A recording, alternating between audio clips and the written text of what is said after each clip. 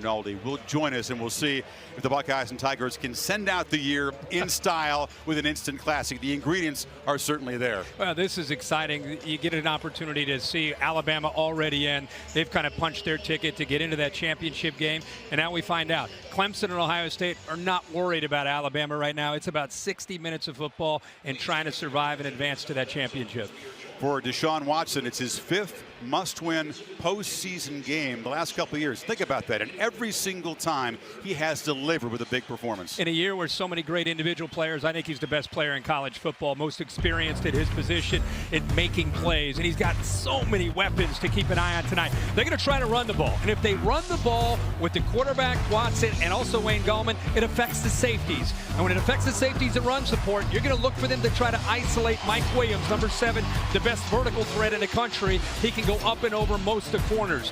Also, you think about the big tight end, number 16. That's Jordan Leggett. He's 6'5", 260. You see the safeties again. Eyes in the backfield, worried about Wayne Gallman, worried about Deshaun Watson. And that's going to be the challenge, really, for the Ohio State defense.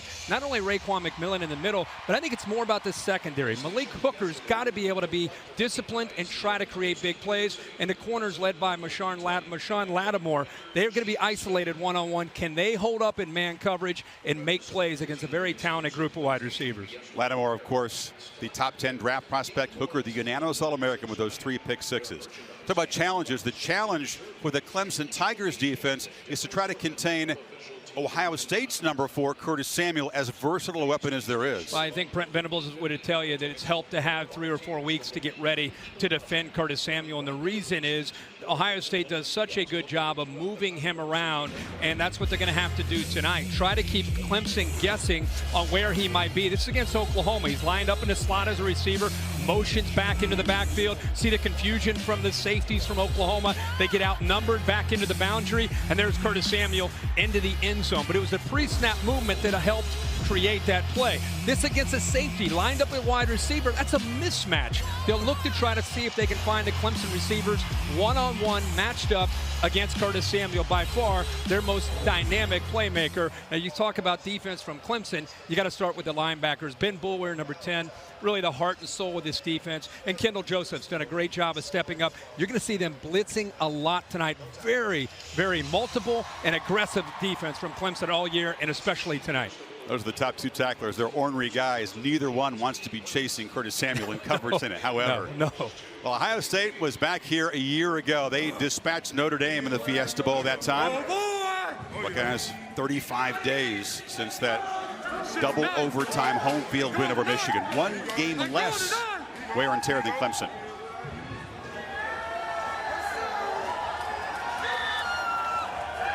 Urban Meyer believes this team is rested, fresh, mentally and physically. He's been the master of preparation when given more than 1 week to get his team ready, wherever he's been.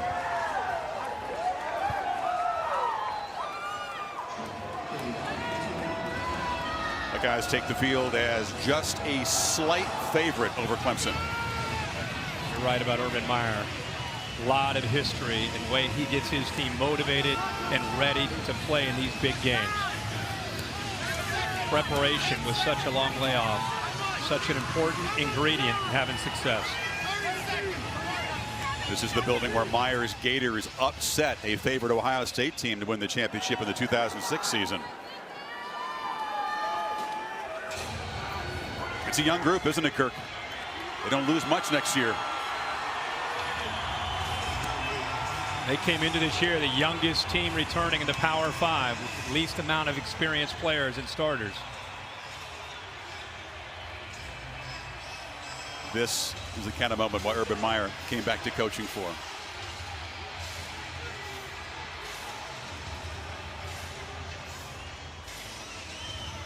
Buckeyes in their road uniforms. There's the lower seed tonight.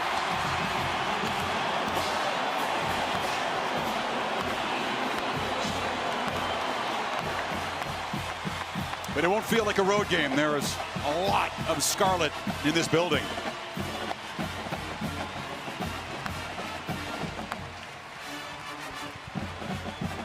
J.T. Barrett with a helmet full of Buckeyes. Here come the Clemson Tigers. In the home all orange, same unis they wore in that close call against Bama here a year ago. This team has been on a mission since they walked off of this field a year ago and losing so close to Alabama.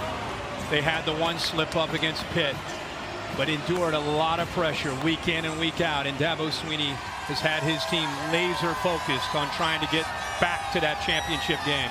Firmly established as an elite program, 26-2 the last couple of years.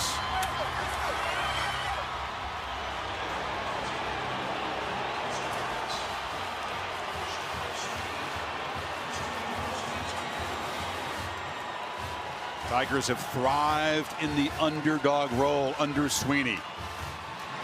Won 4 out of 5 bowl games in that role. To the field, and Tom Rinaldi with Coach Meyer. Chris, thank you very much. Urban, you mentioned the fact that for half this roster, this is their very first bowl experience. How have you coached this group to handle this moment? We are battle tested. There have been some tough games this year against some very good opponents, so that's one way we've coached them through it. They've won a couple overtime games. This will be a hell of a challenge, but we practice hard. We're ready to go. I know how much you pour into preparation. What was your final message in terms of motivation before this group left that locker room? Long live the brotherhood. Good luck to you tonight. Sam? Okay. Well, Coach, after all the experience last year and all the time to prepare for this one, what gives you the most confidence in your guys tonight? We got a great team. Got great leadership. It's been that way from day one, and they've been in a lot of these games. So, we're playing a great team. It'll be a few plays. We got to put ourselves in position to make them. But at the end of the day, I love my guys, and they love each other. That's what it's all about. Coach, your team has had a target on their backs all year long, so much expectation. How does that type of pressure help them on a big stage here tonight? Well, they're just focused on what they got to do to win. That's what they've been able to do over and over and over. Otherwise, we're not here. So I think that gets great experience for them. Gentlemen, congratulations and welcome to the PlayStation Fiesta Bowl College Football Playoff Semifinals. We're going to flip this coin. Heads, tails. Captain, what is your call? Tails. The call is tails. And it is head. You won the toss.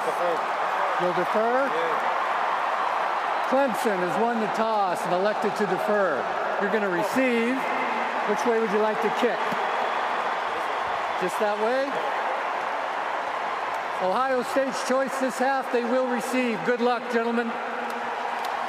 Lined up right across from each other, the coin toss. Number 18 for the Tigers, Jadar Johnson, who made some comments about Barrett, who was 2 feet away from him there. Interesting, Kirk. Yeah, and I think in his mind, he was just being real, as he said afterwards. I think JT Barrett told everybody, hey, it's part of the game, no big deal, but you're a competitor. A guy calls your game out, you're pretty excited to get on the field and try to prove him wrong. Not the best quarterback we've faced, limited as a passer. That's basically what Johnson was saying about number 16.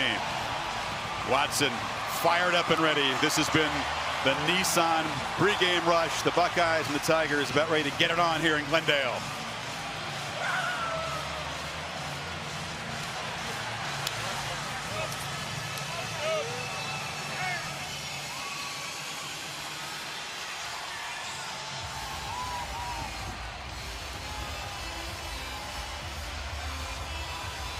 Only the third meeting between these two schools. The other two have been in bowl games. Both were classics, memorable for different reasons. Came right down to the wire. Both won by Clemson.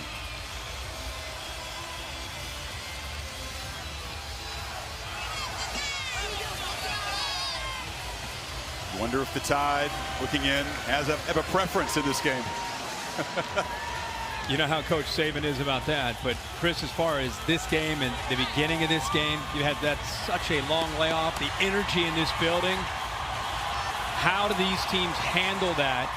Who's best prepared to deal with the emotional aspect of the game early?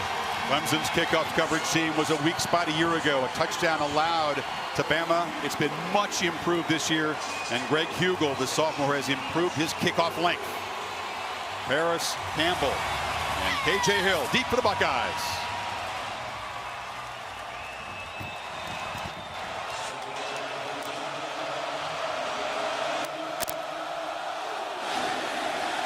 Eagle drives it to the goal line. Here's Campbell. Has some room, a little crease, and Paris Campbell spins out near the 34-yard line. Tankerously made the tackle, and here comes JT Barrett, just his second postseason game. The other was here a year ago. Yeah, veteran who's played a lot of football, has a great deal of confidence, very efficient. He hasn't had the kind of year that maybe he had hoped for as far as his passing game, but he is the leader. He has run the football quite a bit later in the year against especially Michigan State and Michigan. But Urban Meyer and JT Barrett telling us they're going to have a different approach. I think it's going to be more wide open and more balanced throwing the football tonight for Barrett, which puts pressure on his offensive line. Yeah, it's been very run heavy the second half of the season. They get Samuel an instant touch on the pop pass, and the speedster from Brooklyn gets a short gain of about 4. Tonight's Chick-fil-A impact players. We'll start with Curtis Samuel. He's going to try to, Ohio State will try to get him 15 to 20 touches. It opens up other aspects. We talked about somebody besides Curtis Samuel's got to make plays. Look for Noah Brown. And on the other side, it's Christian Wilkins up front and Bulwer as well. Samuel again in the flat, but Dorian O'Daniel, the linebacker, was ready for him. Dorian O'Daniel doesn't get enough credit with his defense. It has a lot of big names. He is in that hybrid position where he's an outside linebacker, but because he is so fast and so athletic, they put him out on the slot because he can make plays in space just like that. Brent Venables' Clemson defense terrific on 3rd down. Buckeyes need 8. And this is the first test for that offensive line. They've worked very hard to improve their pass protection, especially on the right side. As you mentioned, Kirk, they're showing blitz right up the middle. Bulwer number 10 there.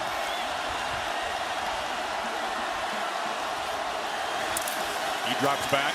Joseph comes. They pick him up. And Weber dropped one in the flat. Would have had enough space for the first down. Instead, the Buckeyes go 3 and out.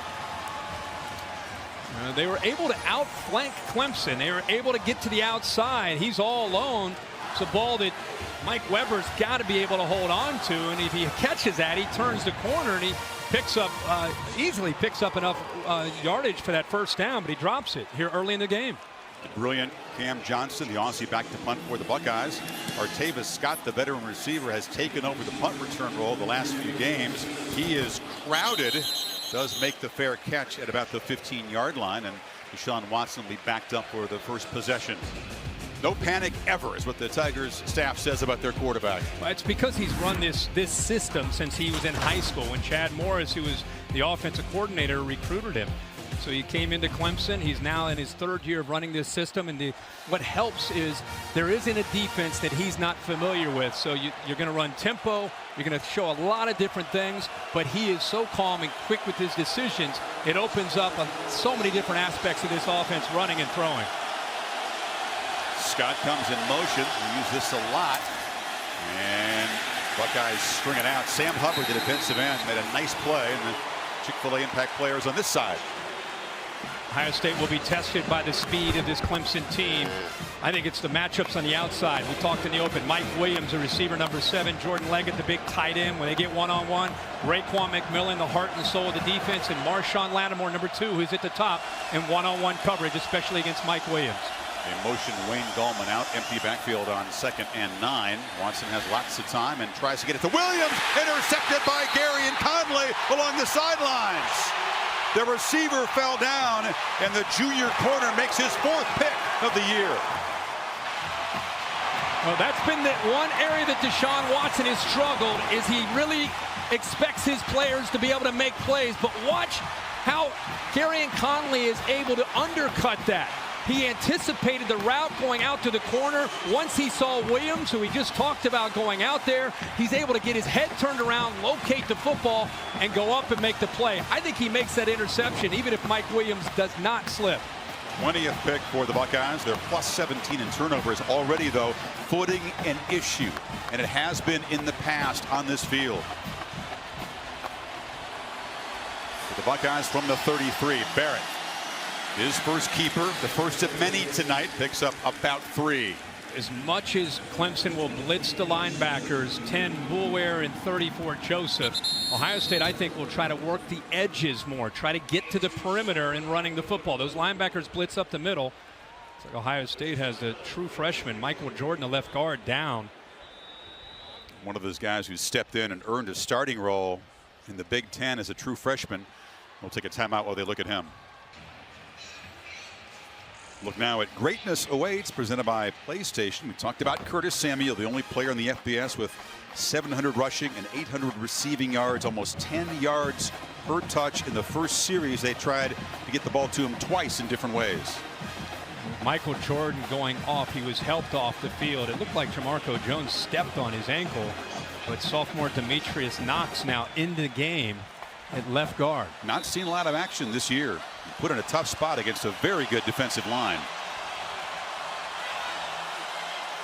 2nd and 8. Play action. Barrett still has it. Has some time. Flips it complete inside the 25. Short of the marker is Terry McLaurin, just his 11th catch this season. Clemson does such a good job of pressuring quarterbacks all year. They're second in the country with 46 sacks. It's been sent. The message has been sent to get the ball out fast in this game. Well, they're playing fast, but Barrett is dropped by Cleveland Farrell for a loss on 3rd and 1.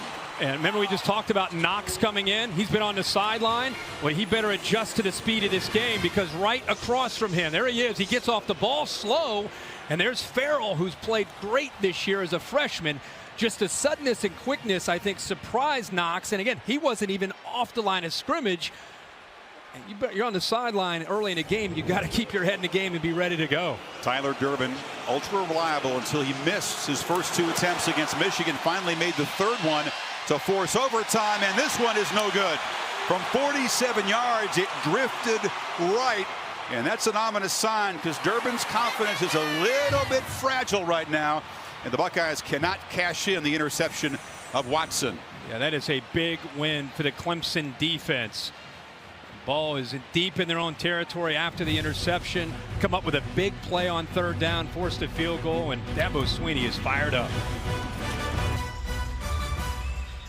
Deshaun Watson throwing his 16th interception of the season. If there's been a weakness for this offense, it's been that turnovers have been a problem, specifically interceptions, but it never seems to rattle him or hurt his confidence one iota. I think part of it is confidence in his arm, confidence in his teammates, or especially the receivers, and he does such a good job anticipating, throwing the ball early, that sometimes that's risky. We used to see Jameis Winston at times do that at Florida State. Hooker comes running into the backfield, blitzing from his safety position, and grabs Gallman for a loss, Kirk. Yeah, he timed that up very, very well. Part of their plan is to disguise and hide the blitzes, and it's exactly what Hooker did there. You get an athlete like that, a running start, look out. He comes off to the right here, the crowd reacting. The ball did come out. Let's see. I think Gallman is stacked up there, and the ball does come out late. No fumble rule. Forward progress was Forward factor progress, there. yep. So 2nd and 10. Empty backfield. Buckeyes rush for Watson. Takes off and picks his way up the middle for a short gain. The bigger the game, the more Deshaun typically runs the football. Yeah, I would expect him to run it 20 to 25 times tonight. When he runs the football, it seems to get their offense in sync. Ohio State, a lot of twists and movement from their defensive line, expecting more run from Watson. There's Tyquan Lewis. It's the rush men package. 4 athletic defensive ends in there for Ohio State. Watson gets it out. Williams on the slant. Stumbles a bit, but collects it and rumbles down inside the 30. So the man whose slip created the interception makes the big play. And there's the one-on-one matchup. This time he's able to pull away from Denzel Ward. That's a matchup that they wanted to try to get. 37 yards there. Might have been more, except he just got ahead of himself and fell down. Think about what he had to overcome last year with the injury to his neck. Missed the entire year last year. Their magical run to the championship. He had to sit and watch his team. Has put a lot into this year. You can see he's the #1 ranked wide receiver according to Todd McShay. I think his best attribute is his size, ball skills, and body control. You get a little taste of that there on that throw from Watson. We'll get him a rest now on 2nd and 9. Gallman picks his way and unable to escape Raekwon McMillan, the top tackler on this defense. Raekwon McMillan, like any great inside linebacker, is very, very instinctive. does a good job of being able to get away from the lineman trying to climb up to that second level. And because he reacted so quickly, they didn't have any chance to slow him down. Another third down for Watson and the Tigers.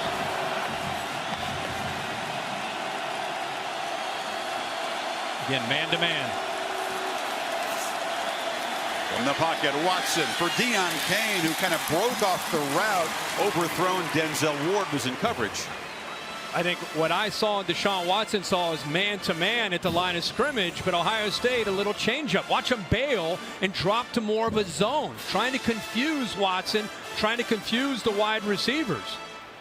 Kane lost the ball, I think, kind of hesitated, and that cost him a chance to catch it. Deshaun says, come on, keep running. But there's confusion there with the coverage. You adjust your route depending if it's zone or man.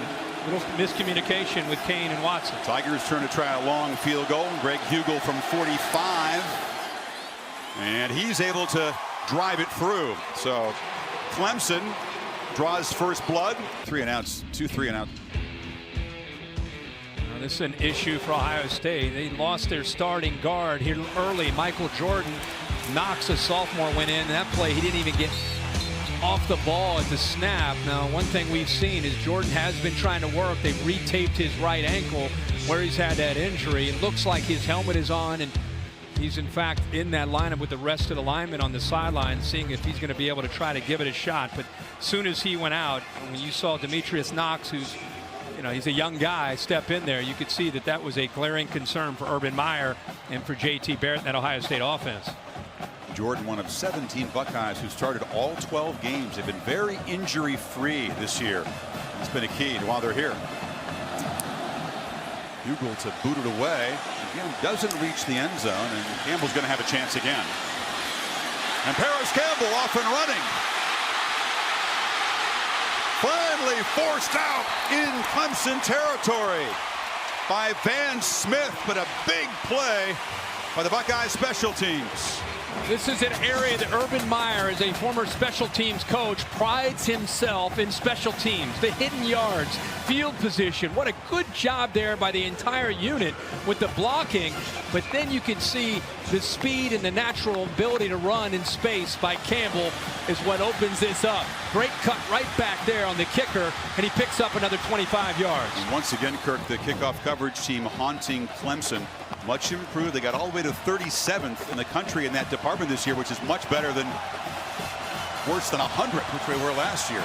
The last time they had the ball, they were to 33 after the interception, not able to cash in. Barrett's pass batted in the air and almost intercepted a diving attempt.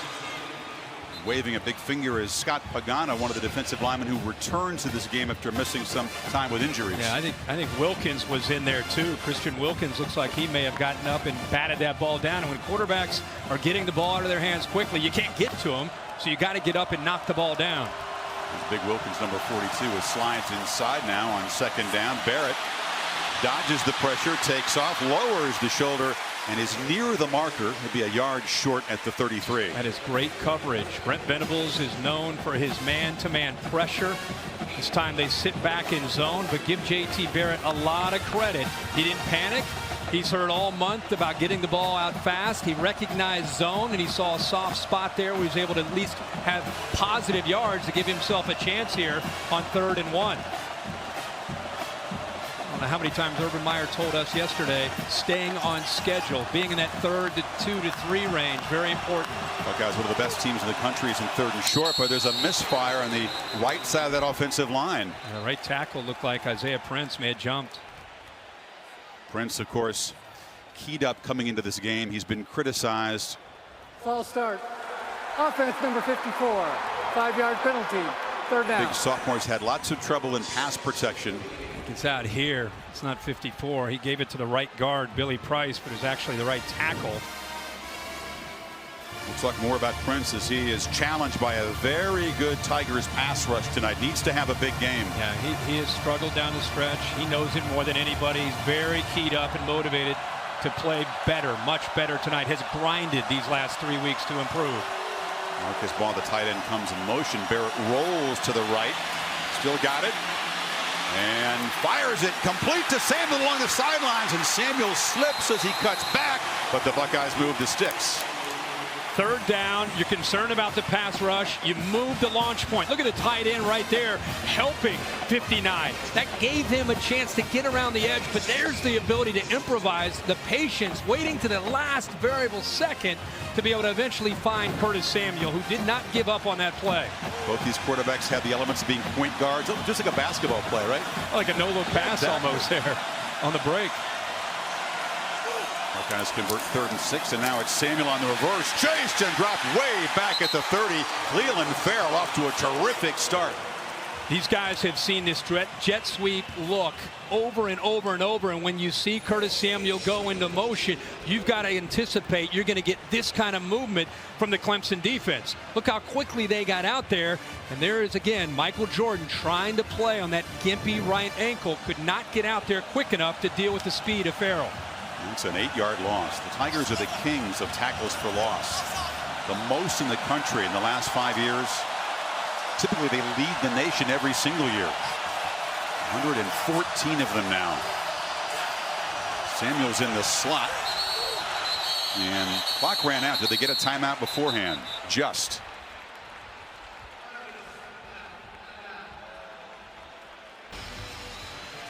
Demetrius Knox now back into the game at left guard.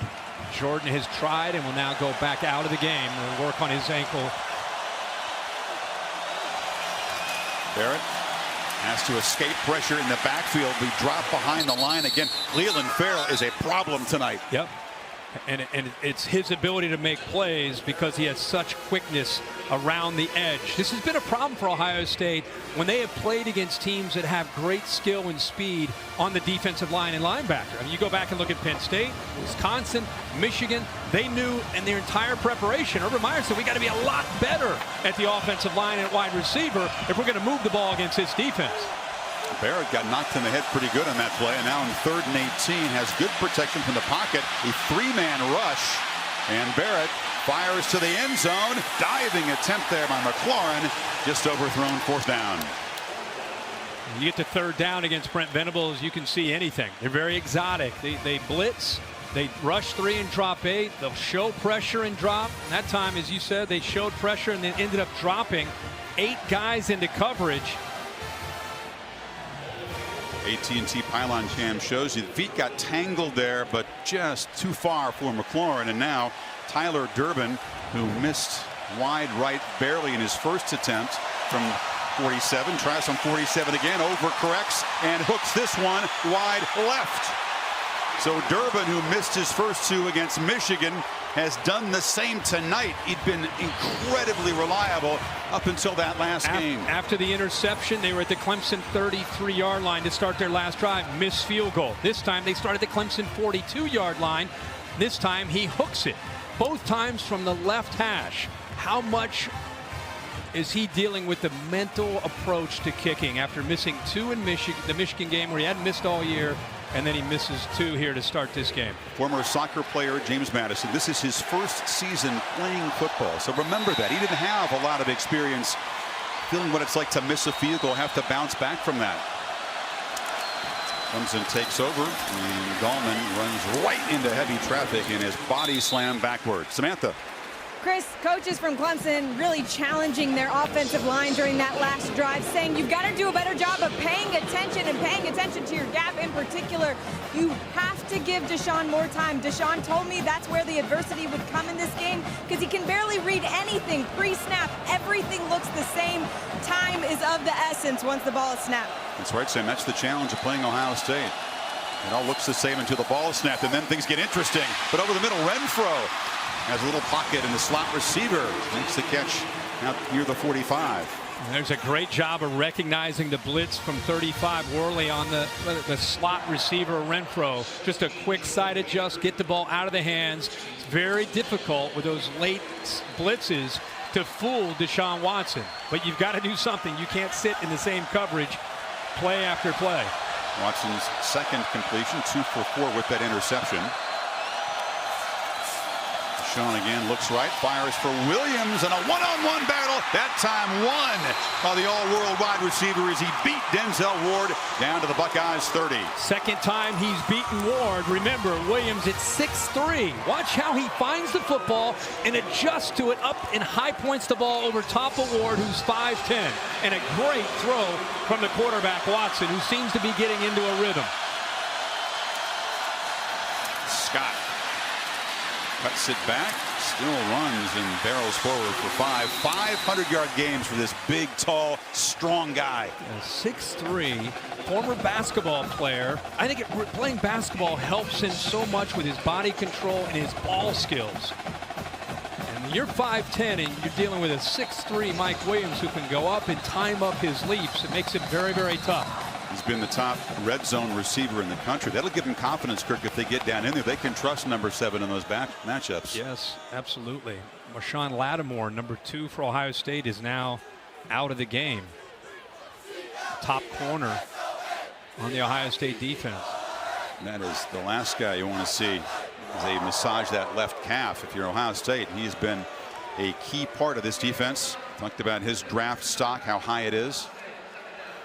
In fact, it's 6'1", 192 pounds. There was some thought that he might shadow and just follow Mike Williams because of his size and skills.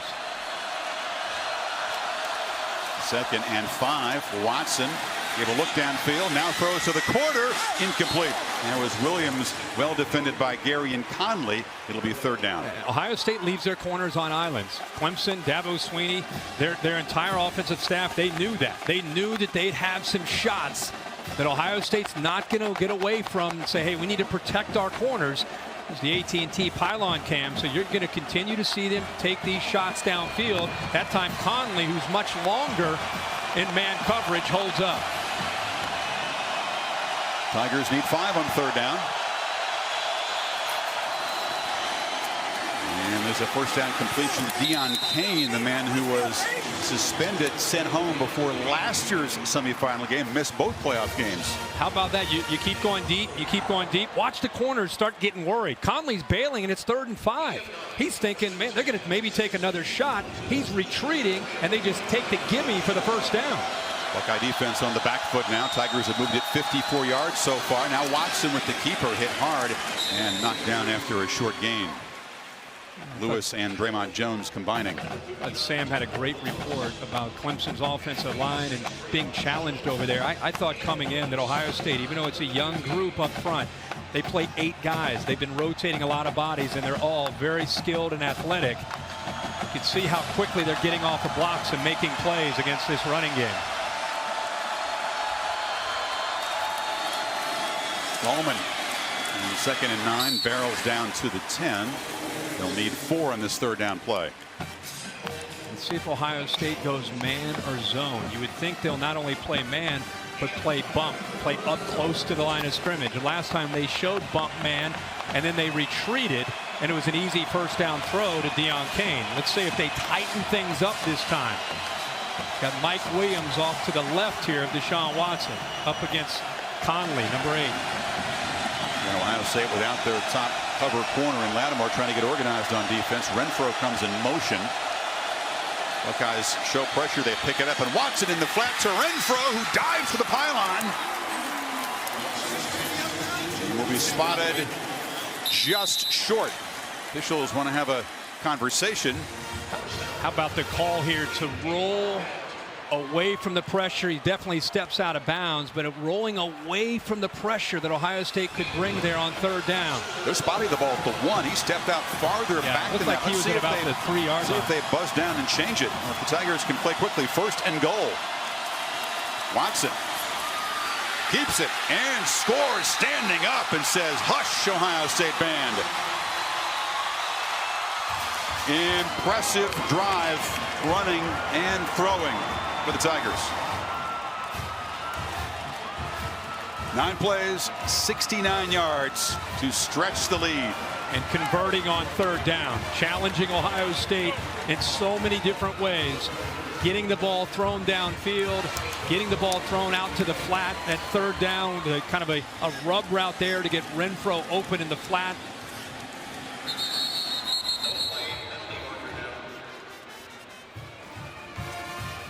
Trouble on the right side of the offensive line before the snap. Pac-12 crew working this game. Land Clark, the referee.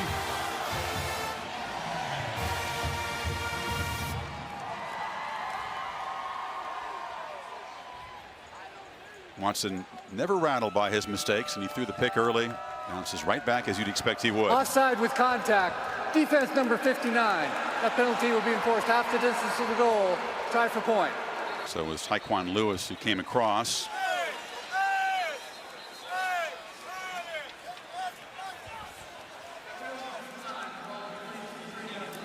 Sean got off to a very slow start throwing the ball in last year's semifinal against Oklahoma. Had 100+ yards rushing in the first half. Then the passing got going. That's exactly right.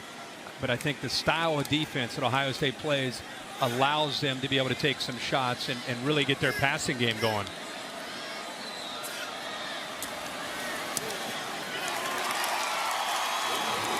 And the Buckeyes, with some trouble up front, find themselves down 10-0 now. Watch this rub route right here. Right here you see Scott taking the corner, Arnett with him. He locked up. Arnett's coming over to make the tackle, but he couldn't get over to stay in coverage because of that design play, and then it sets them up here inside that 1 yard line. You mentioned that maybe they might buzz down. It looked like he was more out of bounds at the 3 yard line, but they did not buzz down.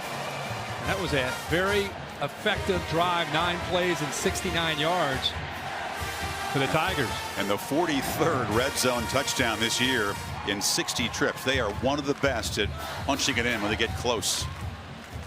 That has a lot to do with number 4.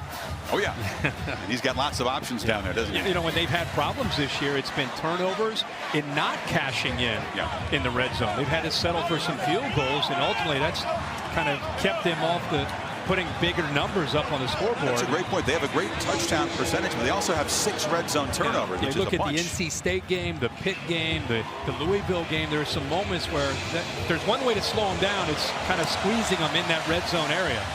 Bugle again doesn't reach the end zone, and it's an opportunity for Paris Campbell, who had a big return moments ago.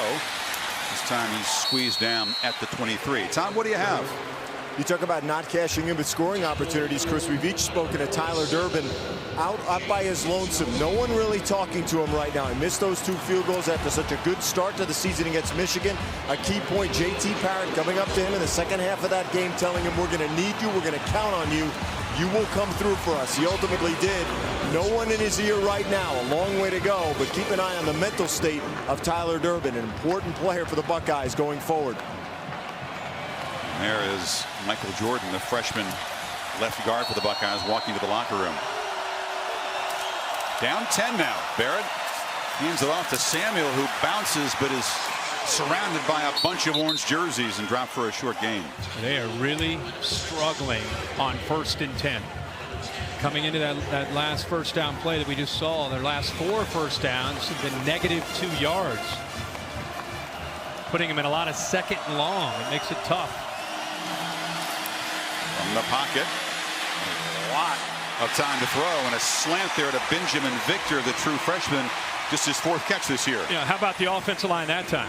Against that pass rush this time, they give Barrett a lot of time, which he needed, and there's a late crossing route by the true freshman Victor for a big gain for Ohio State. And it was a rare poor snap by the All-American center Alphonse. He did a good job to coolly scoop it up and make the play.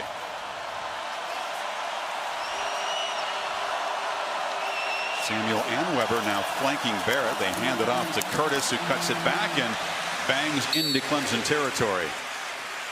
Curtis Samuel is a guy who has so much ability. Their top receiver coming in tonight with 65 receptions, over 800 yards, averages 10 yards a touch. I mean, he is the go-to guy. The question tonight was, he's going to get his chances. Who else could help him? Who could be a good complement tonight besides J.T. Barrett and Curtis Samuel? But he's got a total of 10 yards on his 4 touches so far. Yeah. Barrett flips it to Weber, and the running back is going to be dropped for another loss. Marcus Edmond, who's been a clutch player for this team throughout the season, made the stop there. Yeah, he's left alone out here. Watch Campbell. He does not block him. Now you're in the open field, and Ohio State's just saying, hey, you've got to beat the corner. He's undersized. He's 175 pounds. You've got to either get around him or run over top of him, but give Edmond a lot of credit for that play in space. He's the guy that made the pick to seal the win against NC State and the force out in the Louisville game, a yard short of the first down. Barrett steps up, dodges pressure, still can't find anybody to throw, and now he's going to be knocked down on the Ohio State end of the field. What will be the final play of a first quarter dominated by the men in orange. Incredible to see Brent Venables and what he's doing here. Very different. He's breaking all kinds of tendencies. On third down, instead of blitzing from everywhere and playing man, he's showing blitz, he's dropping in the zone, and he's confusing the Ohio State offense.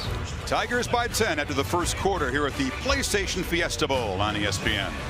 Talked about his third down. Every video you watch of Clemson, there's blitzes from these two linebackers. This time they bring one, they drop the other, and they also drop another defensive end. So they're playing a lot more zone than they normally would. Look into that secondary.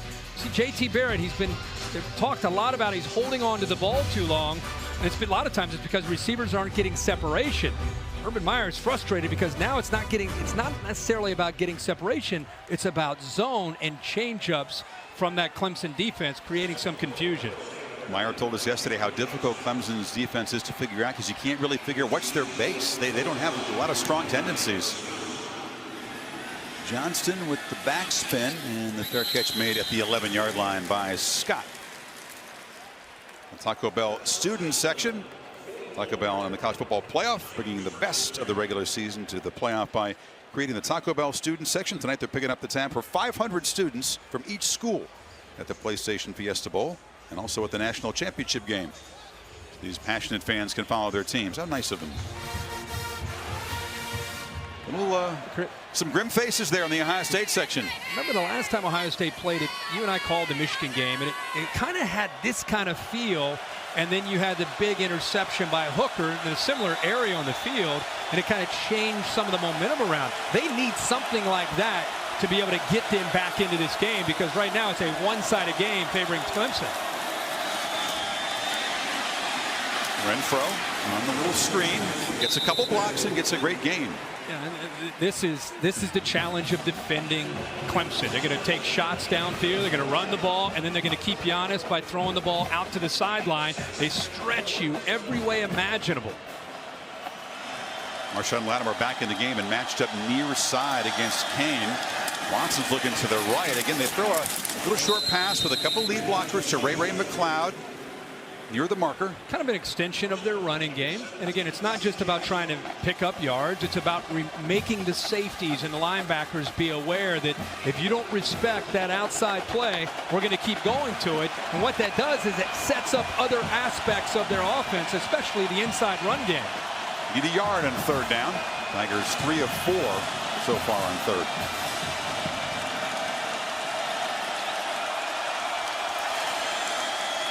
Keeping all the way. Hit hard by McMillan. He came in and slammed Watson right near the marker. I believe they're going to spot him a little short. That was a great effort by the entire defense, though. How about Jalen Holmes that time getting off of his block and getting penetration? But you're right, it was the inside linebacker McMillan who cleaned it up. Does he read the quarterback's eyes as well as any middle backer in the world? Yeah, he really does. I mean, you know, his schools, I remember seeing him one time. We were at a Clemson game. He was a senior in high school. He really came down to Clemson and Ohio State, so you know he's incredibly fired up to be going up against his Clemson team. Wasn't a takeaway, Kirk, but it was a big stop on 3rd and 1 by the Buckeye defense that creates the punt here by Andy Teasdall, the first of the night. Uses a rugby style, boots it away from Curtis Samuel, and lets it bounce, and he gets a terrific Clemson roll. Wow, talk about flipping field position, rolls all the way down to the 12-yard line. 68 yards on the punt. AT&T Inside Access showing you the unique field here in Glendale. It's grown outdoors, and then they rolled it in on Wednesday. It moves at 13 feet per minute. Takes a little bit over an hour to roll inside.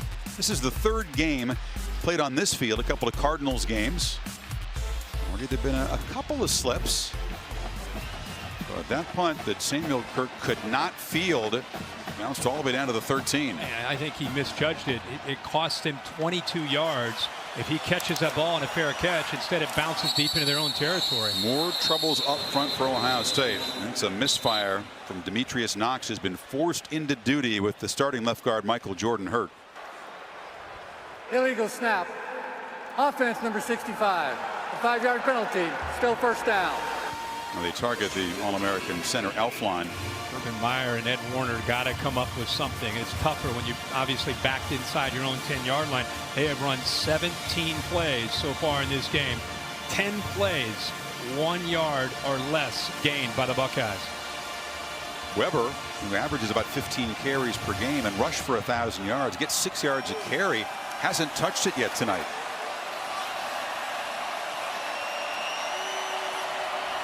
Tigers showing pressure from both inside linebackers on 1st and 15.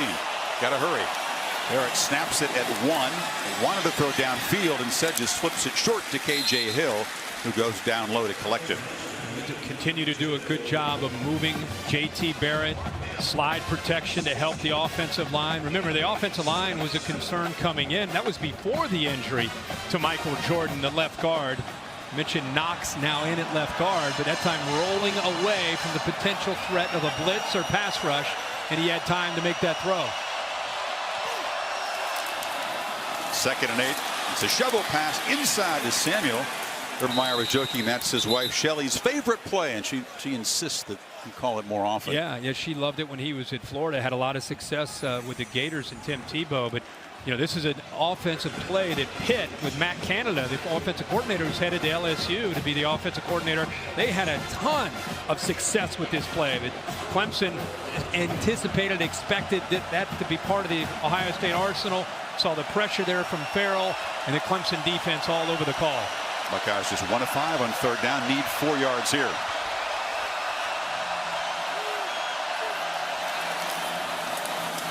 Four-man rush. Barrett. Incomplete, right off the hands of Curtis Samuel. Costly drop, and the Buckeyes will have to punt. Yeah, and a great throw by JT Barrett there on 3rd down. Showed a lot of guts there, sitting in the pocket. There's a lot of defenders in his face. Puts it right there, has a great passing lane. Curtis Samuel, the most reliable guy, just right through his hands. That's a 1st down for Ohio State. That's 2 drops by Ohio State, 1 by Samuel, 1 by Weber. Both would have been 1st downs. Yep, first series of the game by Weber. So Scott at his own 40 to receive the punt from Johnston. Clemson peels back to set up a return. Johnston gets a good punt away, and Scott has to backpedal to the 26. Just falls down there. So Johnston does his job to try to flip field position. And Deshaun Watson goes back to work with his Tigers up by 10. Silver spaceship out here, about a half-hour west of Phoenix.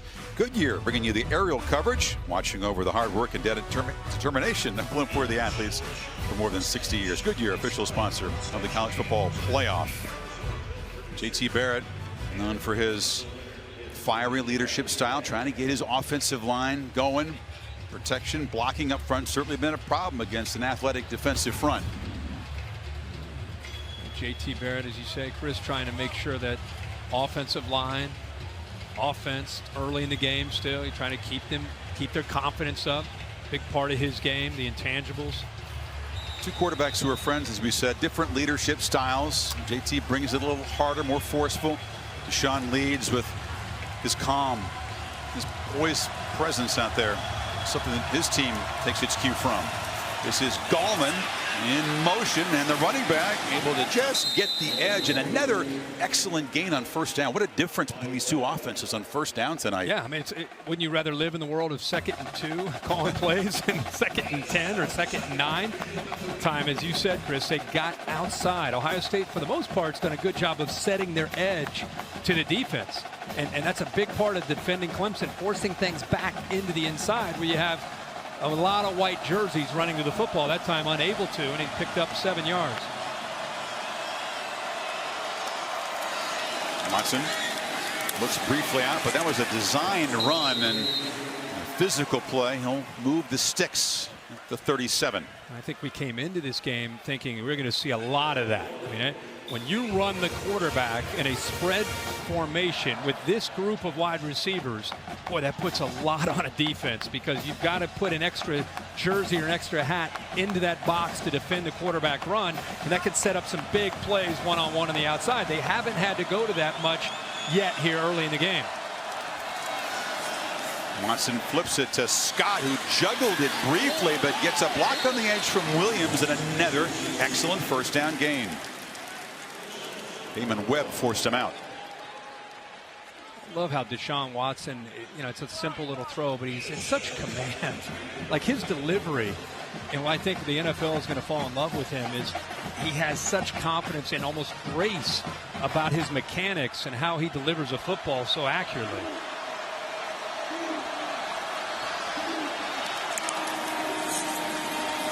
Handoff around the end to McLeod.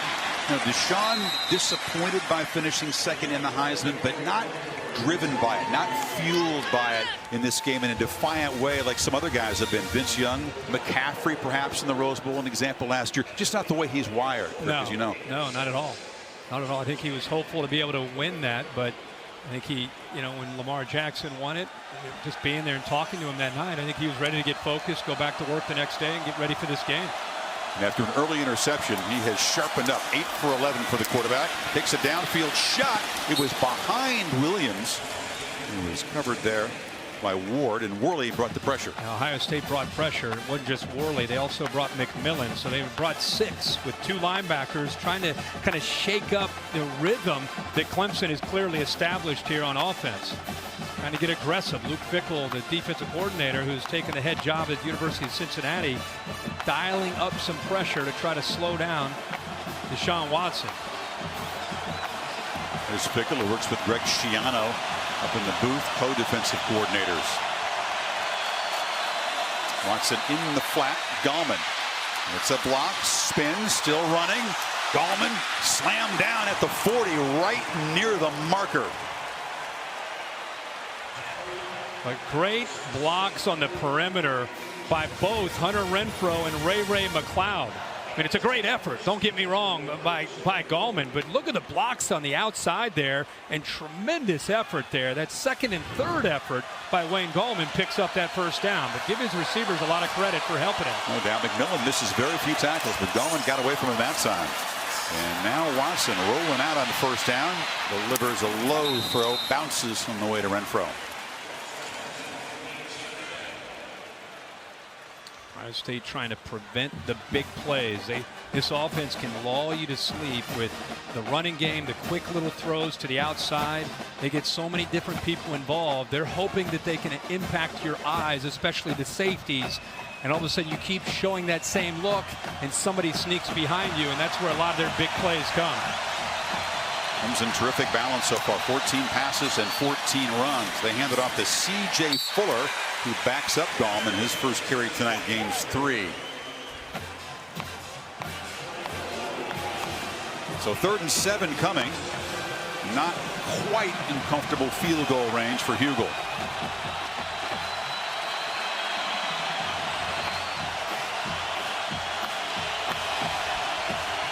We have not called Jordan Leggett's name a lot tonight, the big tight end who's in motion right here. Watson rolls, looking downfield for Renfrow. Intercepted. Malik Hooker, the All-American safety, with his 4th of the season and the 2nd pick of Deshaun tonight. Boy, the range that Malik Hooker has is as good as any safety in the country.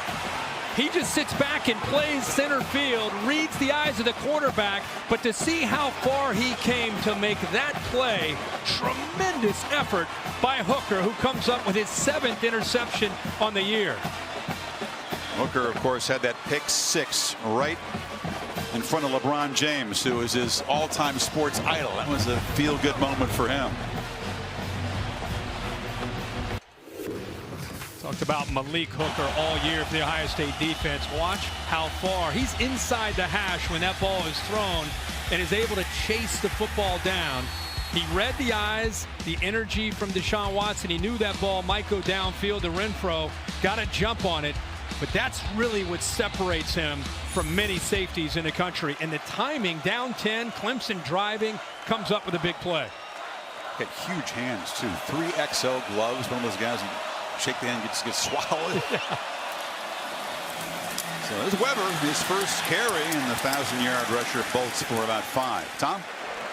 The report on left guard Michael Jordan, medial sprain to the right ankle. He went and had x-rays. They were negative. Went back to the locker room shoeless. They worked on it. He's now back out on the field. Just worked out with Mickey Marotti, who waved him over so that he's ready to return to this game. We'll see how able he is to go. Clearly limping at this point, but still trying, Chris. Tom, thank you. Stepped on by a teammate early on, and that's been a problem. They've had other problems up front, but one of them has been Jordan's absence. Watkins batting that one down. That's second time the big fella's up front. We saw Wilkins earlier with a quick throw, knock it down. This time it is Carlos Watkins. You know, defensive coaches, defensive line coaches around the country, that has become a drill. You know, with the spread offense, with a quick game, you're not going to get to the quarterback. So these guys do such a good job of looking into the backfield and timing up when to knock the ball down. They did it again. Samuel near right slot now on 3rd and 5. That guy's got to hurry. Late clock at 2 as Barrett gets it. Pressure in his face. Samuel makes the catch. It's going to be very close. Tankersley was in coverage. Forward progress. Boy, he is right near the 30. Yeah, it's first down. Right at the spot. Exactly where to get for that first down. So Samuel now, Kirk, 5 catches for 26 yards. He's run it 3 times, a total of 8 touches, but only 25 total yards, way below his average. Now, we're going to take a look at this. Actually, Clemson calling a timeout. Timeout. Clemson, the first of the half. Dabo Sweeney says maybe if we take a timeout here, we can get the replay booth to look at that spot. Don't tell me an Ohio State controversial spot's going to come into play here again in this game. Oh, you know where they spot it and where he is. You know, to me, he looks like he's at about the 29.5. Put his back at the 30, but the ball never got to the 30. No, looks like, I mean, there's his feet. Tankersley, a terrific job to come up and hit him immediately. So this is a reviewable spot because it does involve a first down. So let's see if the booth, Fred Gallagher, Pac-12 replay official here. Yeah, I don't think that ball broke the plane at the 30. No, it didn't look like it. Official from the Clemson side, where Dabo Sweeney is asking the official to come over to talk to Dabo. I believe that's why he would take the timeout in that situation. I can't think of another reason.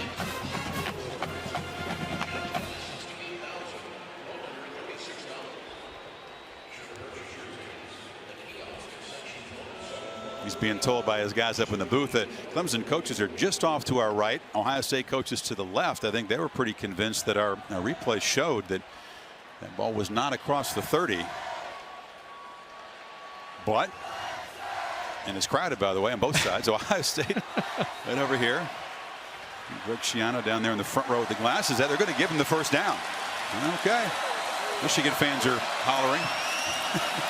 Barrett throws it near side, and the catch is made by Noah Brown, and the big physical sophomore gets involved for the first time. Talked about Clemson playing more zone than they typically play with Brent Venables' attacking defense. He attacks, he plays a lot of man, he disguises.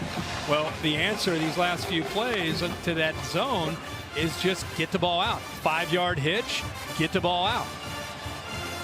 If they're going to drop and sink and they're going to give you that underneath throw, Ohio State figuring they might as well take it. Now they move Samuel down to the bottom. Barrett chased and dropped. Carlos Watkins, the one senior in that talented defensive line rotation, got him. And this time they only rush 3.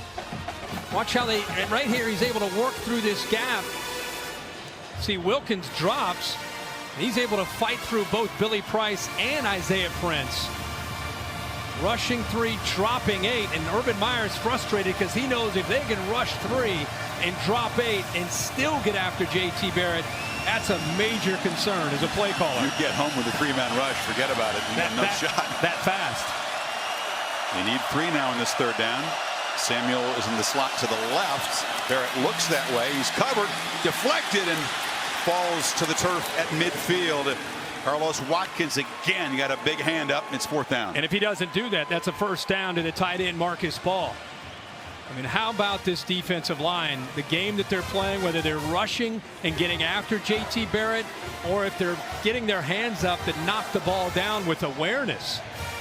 There's big Dexter Lawrence. We haven't called his name tonight, but he's the talented true freshman. You got 1 true, 1 redshirt freshman, 4 sophomores, a junior and a senior. That's the guys in the top 8 in that defensive line. That's nasty.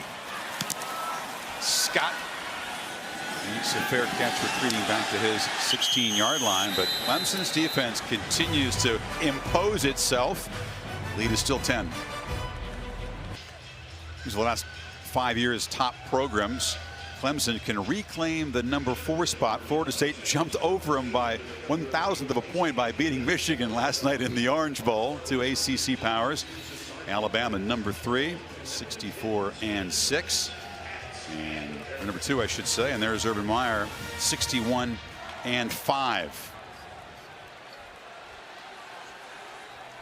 But the Buckeyes with some problems to solve. Both sides so far, as Clemson tries to build its 10-point lead before halftime. 6:05 to go. They pitch it off to Gallman.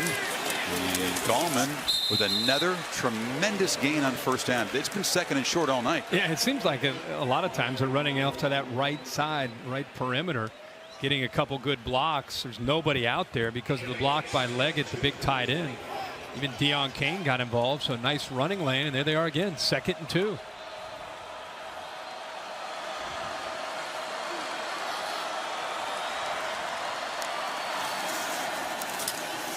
Hit immediately and knocked down hard by McMillan. Raekwon McMillan is having a game in the middle, and to be able to defend their inside run game against Gallman and also Watson, you need your middle linebacker to be able to jump it and get up into the backfield, just coming downhill in a hurry before those linemen have a chance to get up to you. And he has done that numerous times here tonight, having a big game for Ohio State's defense. Made a big stop on the last 3rd and short. Tigers need 2. And it's Gallman in the backfield. And Renfro in motion. Deshaun looks for Renfro. And the little guy makes a catch and a 1st down across the 35. He was the star in a loss to Bama last year. A couple of touchdown catches in that game. What did I say to Greg Schiano about how do you stop the quick slant? Because on 3rd and 3 to 5, you've looked at it for 4 weeks. It's coming. And here's one of the first 3rd and 3 to 5s that we've seen, and there it is. A lot of times it's Mike Williams. This time he gets to the inside with a great route from Renfro. Gallman nowhere to run, slipped down. Draymond Jones was there. Renfro with 3 touchdown catches in last year's 2 playoff games. Nobody's got more in the brief history of the playoff.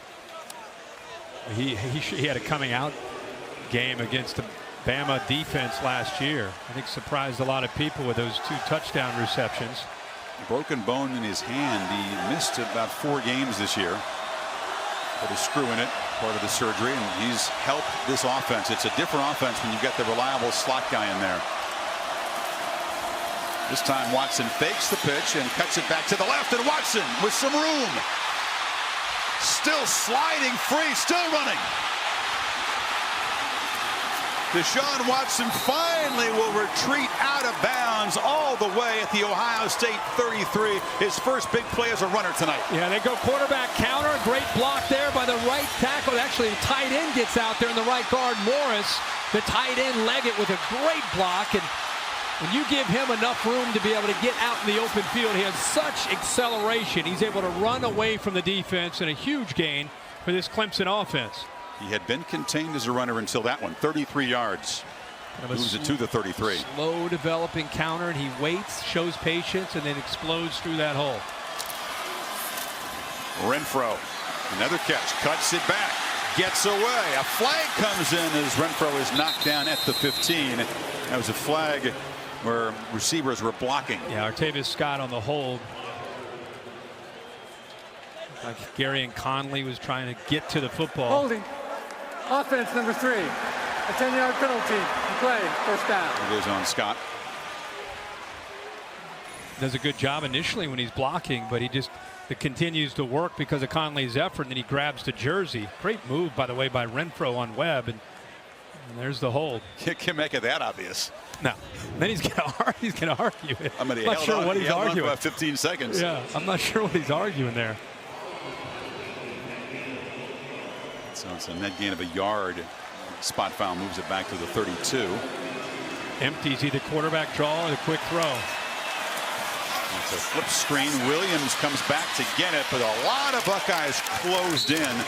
Jones from his defensive tackle position got out there.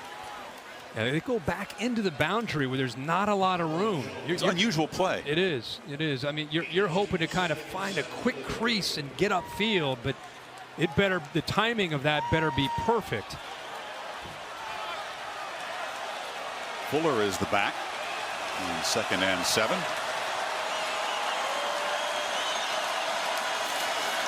Fake it to CJ. Watson rolls out. Now wafts it for the end zone. It's Fuller out there. Touchdown! The lethal wheel route. And the Tigers stretch the lead.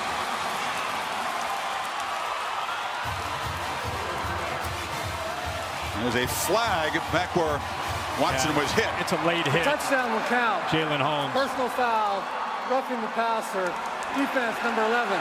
That 15-yard penalty will be enforced on the kickoff. Wheel routes are a nightmare to defend, aren't they? Well, especially when the quarterback rolls out to his right, and then they throw all the way back to the left. How about the focus and the effort there by Fuller to make that catch? Baker interfered with him, really. I mean, you could definitely make a case for pass interference, but he caught the football. That's a touchdown. But what we're not seeing is how they rolled to the right, and Baker had to play catch up to be able to catch up to Fuller to even have a chance. 2nd touchdown reception by Fuller this year. And Watson, although he's thrown a couple of interceptions in this first half, is enjoying a terrific evening, and the run set up the touchdown pass. Yeah, 2nd down and 7. They're gonna fake it here and then roll out, and here he is. I mean, you can see him right here running down the right or the left sideline. But the action going away from him set that up perfectly. Here was the hit on Watson after the throw. Holmes came in and knocked him down. So that'll be impacted on the kickoff here. The aim has been true, except for those couple of interceptions. Yeah, he is, from the very beginning of this game, I think he has felt it. You can see the smile that's been on his face even in pregame. Something about experience and being in this playoff and being in these big games. He's dealt with such pressure all year to live up to that standard of that Alabama performance in the national championship where he had a great game. He's dealt with an enormous amount of pressure, and I think it's helped him really grow, and you could see tonight so far he is playing with a lot of maturity and poise. After the penalty, it's a short kickoff for Hugel, who drives it right through the end zone. Well, the CFP Foundation and the Fiesta Bowl teaming up this year to award $500,000 in donations to Arizona educators around the state. The donation is part of the CFP's Extra Yard for Teachers initiative and will help to honor, inspire, and thank our unsung heroes, our teachers. As a founding partner, ESPN is proud to support the Extra Yard for Teachers initiative. Ohio State has 9 yards rushing, almost to halftime, 67 yards passing. And you wonder why. You say, oh, they need to run more with Weber. They're losing the battle at the line of scrimmage. It's very simple. Whether you're running or you're throwing, if you don't control the line of scrimmage, you're in trouble.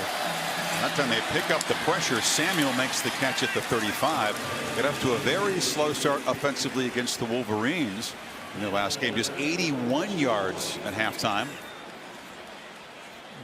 Right now, here we talked about experience with Watson. The experience here of Barrett running this 2-minute, trying to get points on the board could be a big thing for the Buckeyes if they give him time. flips it off, bounces it in front of Weber, but again, heavy pressure. Dexter Lawrence, the freshman that time. And this time they actually bring a little bit more pressure. Instead of just rushing 4, you can see Boulware get involved. The linebacker, Bryant, that number 91, he comes late, puts Prince on his back. That's a big man landing on the quarterback. Yeah. 340-pound true freshman. So Barrett on 3rd down, desperate to move the chains, has to work hard, spins, a flag comes in.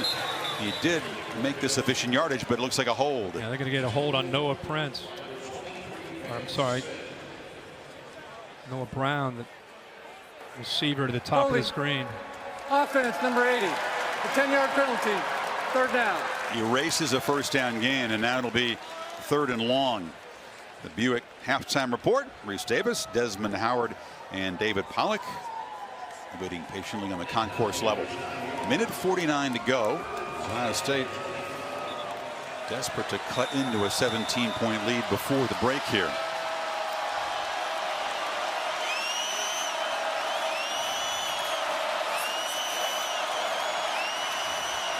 He's 11 now after the penalty.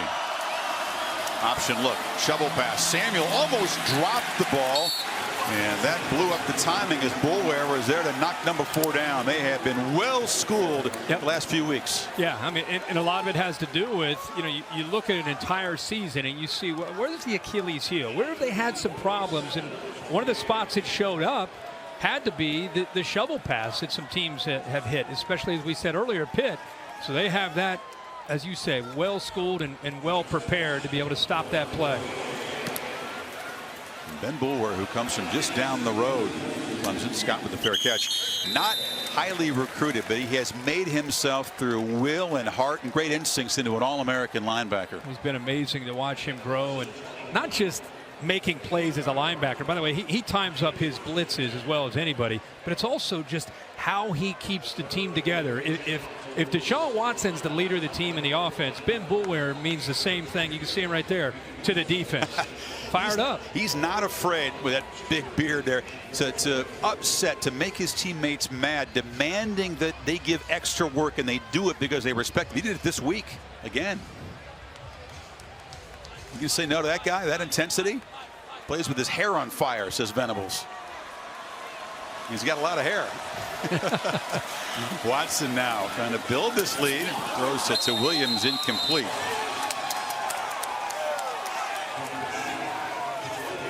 Actually, they're going to rule a catch. That the rangy receiver got out and made that catch. Wow, that was a one-handed catch. I thought the ball was just thrown away. One hand and gets his foot down. So they get 4 yards inside of a minute to go. Watson flips it off. Fuller again, and he barrels to the 35. Now let's see if they have some urgency here. They have 2 timeouts. Yeah, I mean, you've got 2 timeouts, and you got a quarterback that can move the football pretty quickly with this up-tempo approach. They don't spend one, so inside of 40 seconds. Buckeyes rush only 3. Watson fires way over the head of Williams, who slipped again. Hooker had a chance. 33 seconds to go. An aggressive approach from Dabo Swinney shows the confidence that he has in his quarterback and his team. Clemson deferred the coin toss, so they will get the ball to start the second half, but still trying to see if they can try to steal a few more points, maybe a field goal here before the half. A lot of coaches up 17 getting the ball to begin the 3rd quarter will just sit on this. Not Swinney at this point. Watson stepping up, flips it to Scott. Scott cuts back. They'll have to spend a timeout now as he's dropped at the 44 with 26 seconds before halftime. So total yards in this game, 275 to 90. Of course, in favor of Clemson. They've overcome the 2 interceptions by Watson. Alabama awaits the winner of this game. Bo Scarborough, the young running back, had a breakout performance as they beat the Pac-12 champions by 17. Yeah, Alabama, very, very businesslike defensively. I think the offense with Scarborough, they had really helped. But I think the pick 6 in that game seemed to really be a momentum changer, and I think it gave Alabama everything that they needed to be in control of that game. And now here we are with Clemson talking about being in control, 17-0. It feels even worse than that because of the Ohio State offense right now. They can't run the football, not able to get get their throwing game going. And Clemson right now has a ton of confidence, I think, on both sides of the football getting ready to go in at half. And Tyler Durbin, the kicker for Ohio State, missing a couple of field goal attempts, 2 narrow misses. That seemed to really deflate this team. They were not able to come up with points after the early interception of Watson. 26 seconds. It's a 3rd and 1 play. And Deshaun's pass is broken up and batted down. That was Jerome Baker charging in there, so now it's 4th down. You bring up a good point. Ohio State with an interception in plus territory. In fact, starting a drive at the Clemson 33. They missed the field goal. They were at the plus 42 after a huge return on a kickoff from Paris Campbell. They end up missing another field goal. So both not just missing the field goals, but having such big opportunities to start a drive in plus territory, and you come away with nothing. Any trickery from Teasdale here? He's got a history of fakes in postseason games. Would seem unlikely with 23 seconds before halftime. And he's going to boot it low again. He gets away from Samuel and bounces. That's been a very effective punt a couple of times tonight. And as the clock ticks down to 12 seconds before halftime, it is spotted down there at the 12. Mentioned the Crimson Tide. They'll be in Tampa, Raymond James Stadium, January 9th here on ESPN for the 3rd championship game. It's presented by AT&T.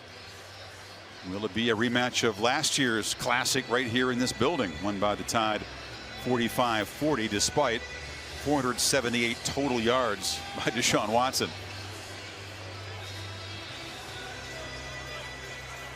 Just a safe formation for Ohio State. So they will take a knee and be held scoreless in the first half for the first time since 2011. 90 total yards for Ohio State.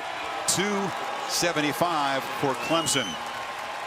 Tigers dictating with a very athletic defensive front. Wilkins a part of that, but a group effort. Durbin with those 2 missed field goal attempts. And JT Barrett 12 of 19 passing, but for only 81 yards. And let's go to Samantha with Dabo. Well, Coach, you know how your team handles early success better than anyone. So in your mind, despite the scoreboard right now, what's the biggest challenge you're facing? Well, we got a lot of challenges. We did not play a perfect half. I mean, we made enough plays, made a couple of big plays. You know, disappointed in a couple of those balls that we got a receiver falls down and we get a competitive play that we don't win or at least make it incomplete. So we got to protect our quarterback a little bit in those situations. Disappointed in the kickoff coverage and 1 return, but hey, defense has played great. And one of the things we talked about was we were going to play great red zone defense.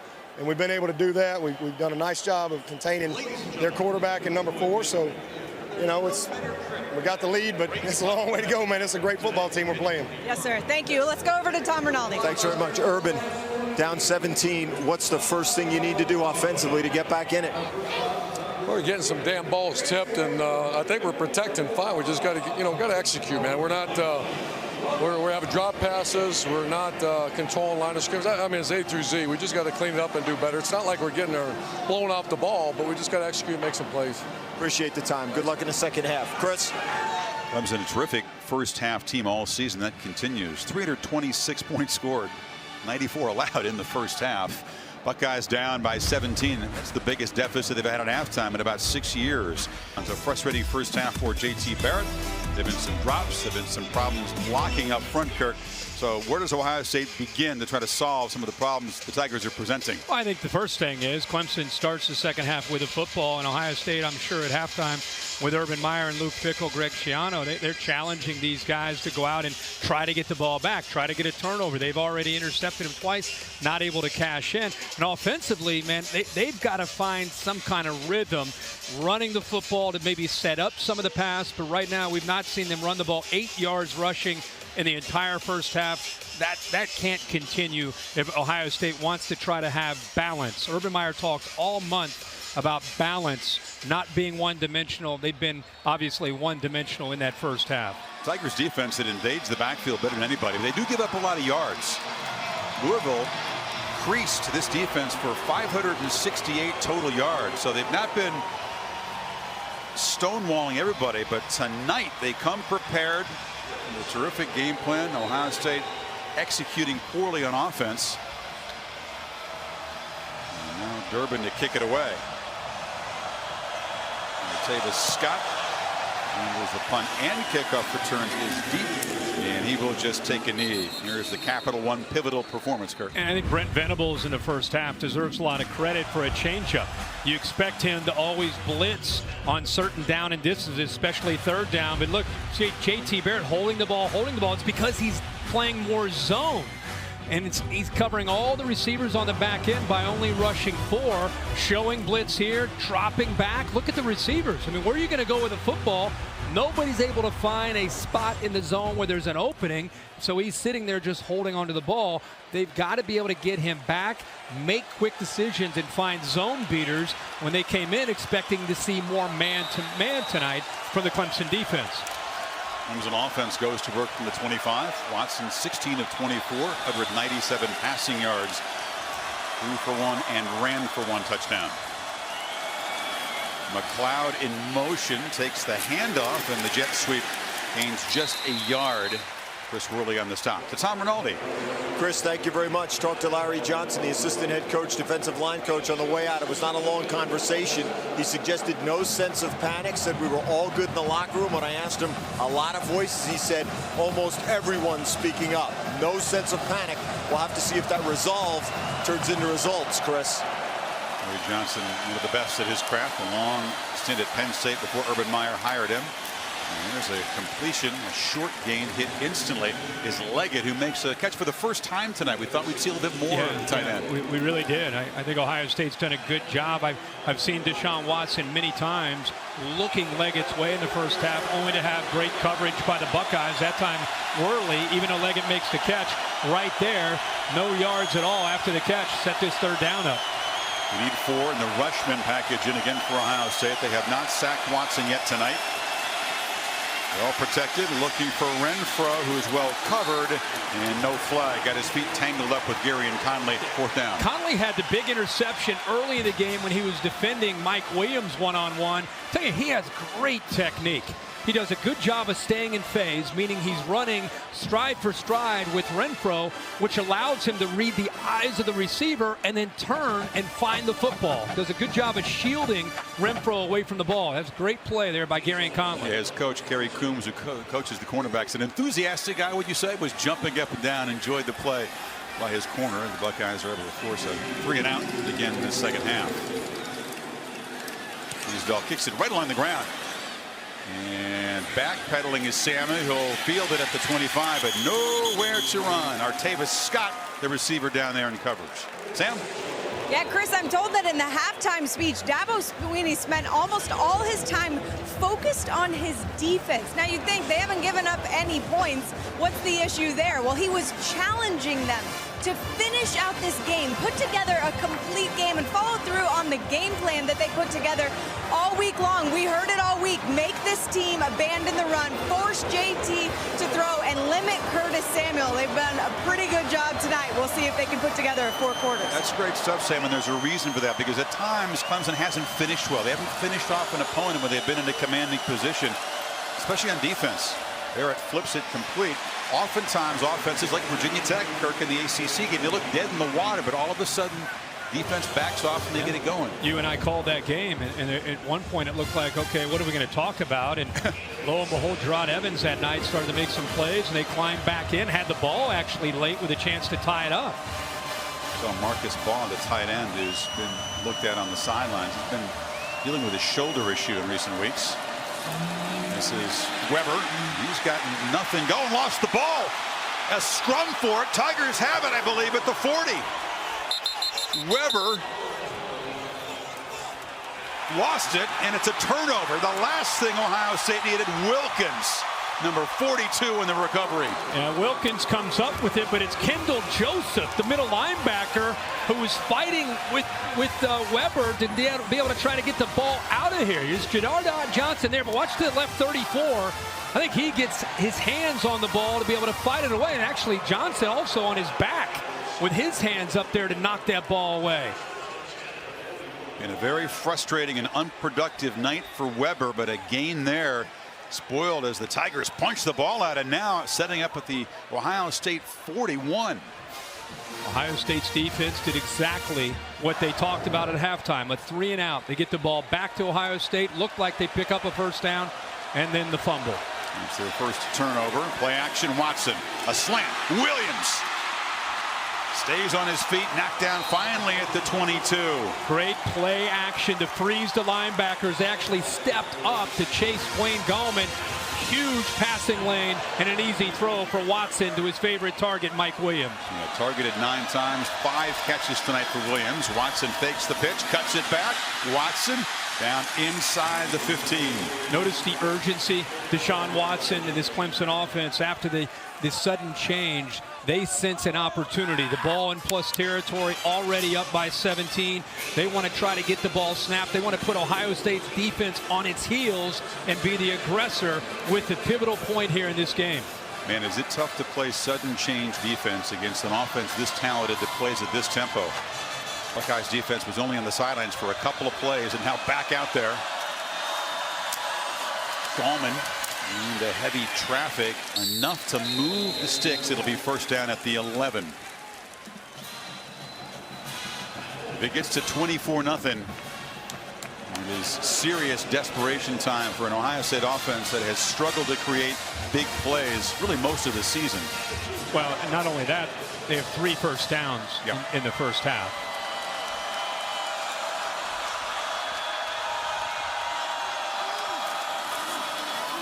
Williams dragging a man down to the 3. That's just a play where the quarterback sees soft coverage. There's a play, actually, it's tagged. There's a run call. The linemen are running a run play. The running back's running a run play. Deshaun Watson looks out to his right, sees soft coverage, and says, instead of running, why don't we just throw it to Mike Williams and let him make a play after the catch? Could you have imagined they could be this good on first down tonight against an excellent defense? They're getting 7-8 yards every time. A good recognition there by Watson. Scott takes it on the end around. Artavis Scott sets up a first and goal. It's like Leggett slow to get up there. Going to actually check himself out of the lineup. There's so many weapons, so many talented playmakers. You can take a guy as good as Leggett really out of the game. Hasn't been a factor at all, but offense doesn't miss a beat. Kane really hasn't been a factor. It's been Williams and Renfro catching the passes. And the touchdown to the backup tailback Fuller. First and goal.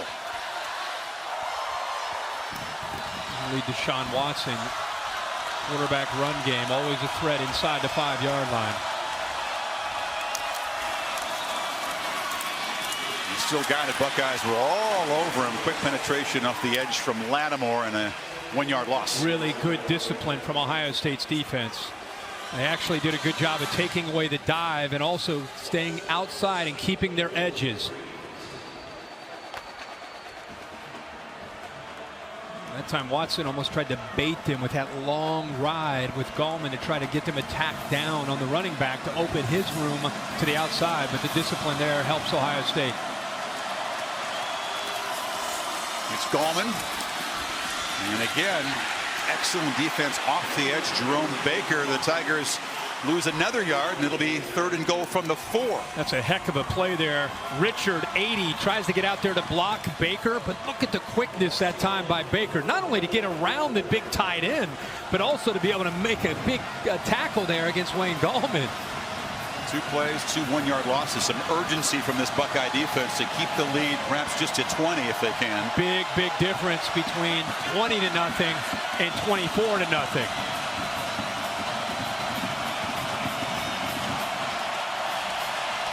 Watson rolling. Still got it. But he'll be sacked for the first time. McMillan's got him back at the 15. 3 consecutive tackles for loss by Ohio State. Well, the defense from Ohio State comes up big. Good coverage downfield. They roll him away from the pressure, but the linebacker this time recognizes this and is able to chase him down. They get him away. Nobody's able to account for Raekwon McMillan. Tight end Leggett comes over late. But again, go back to Raekwon McMillan playing so fast, making it hard on Clemson to block him. First time Watson's been sacked in the last 4 games. So Hugel, who's 1 for 1, is from 31 to make it a 20-0 lead. And it drifted and missed. Wide left. Looks like Ohio State may have jumped. They're not going to call it. You could see the reaction from one of the defensive linemen. They're all kind of just standing around. Wait a second. They might want to run off the field because Draymond Jones, go back and look at this replay, he was reacting to Robert Landers. Looked like he jumped. Ruling on the field. The defense got back before the snap. Field goal is no good. Timeout. You see if he did get back. It was Robert Landers who looked like he jumped. And his own man, Draymond Jones, watch, there's Landers. Jones kind of goes with him. And they sit there. The ball's not snapped. Look at the reaction from Jones, the frustration. The snap was very late. They could have easily gotten an offside if they'd snapped it. Not only that, but it's a missed field goal. Dabo can't believe it. It's still 17-0. Tigers come up empty, a rare miss from the reliable Hugel, but this was confusing. Watch David Estes on the snap here. And this is why Ohio State jumped. Watch Estes move the football, and then Ohio State react to it. There's a no call, by the way. That's why they jumped. That's an illegal snap. Should have been a penalty there. Buckeyes, two guys came across. The ruling by Land Clark was they got back before it was snapped. That's not reviewable, that part of it. But the bigger point is they had first and goal at the 2-yard line and went backwards on 3 plays and get nothing out of it. So remember that series if Ohio State can find a way to get back in the game. Samuel cuts it back on the edge, knocked down at the 25 after a 5-yard gain. They've done a very good job of bottling up Curtis Samuel for the most part tonight. 4 carries, only 4 yards. He has 7 receptions for 39 yards. So not a lot of big play opportunities. He's talking about a guy that averaged 10 yards a touch. So far unable to get out. That time Samuel comes back, gets a lateral, he catches it behind the line of scrimmage and loses a yard. That's the term leveraging the football. They don't let him outflank them. They get to the outside. That time Van Smith gets to the outside. You saw the linebacker Bulware running from the inside. They were determined coming into this game not to let Curtis Samuel beat them. Make somebody else beat us, but it can't be number 4. A lot of times 2 defenders following him wherever he goes. Dismal 3rd down evening for Ohio State, just 2 for 9. He needs 6 here. Pressure, they pick it up, incomplete. Ball was the receiver out there, but Mark Fields, the corner in coverage, broke it up. 4th down again. And what they do in the first half? A bunch of zone on 3rd down. What do they do here early in the second half? Now you're going to see Clemson football. This is what they do. This is where they bring pressure. They like to confuse you. And look at the right here. You have the tight end. He's not quite able to be in sync. He's been seeing a lot of zone. This time he's in man-to-man, not able to get separation from the defender. Good job at changing it up. Still just 3 first downs for this offense. Johnston takes off running and then just drills a deep punt. Wow, Scott has room though along the near sideline and slips as he tries to cut back at the 32. A flag is down. And it's either I saw it was right at the punter, so I don't know if it's running in or roughing the punter. Tough to get out of his way because Johnson took a little extra long run before booting that ball. He also may have a Ohio State player that time. Looked like Chris Worley may be involved in a hold too. Holding. Kicking team number 35. That 10-yard penalty will be enforced from the end of the play. 1st down. Good spot, Kirk. That's a penalty indeed.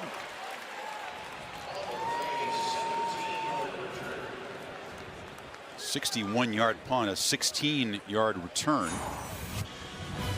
To the far right, Worley right there just grabs him. Absolutely grabbed him to prevent the block. Yep. Tigers back to work, still up 17.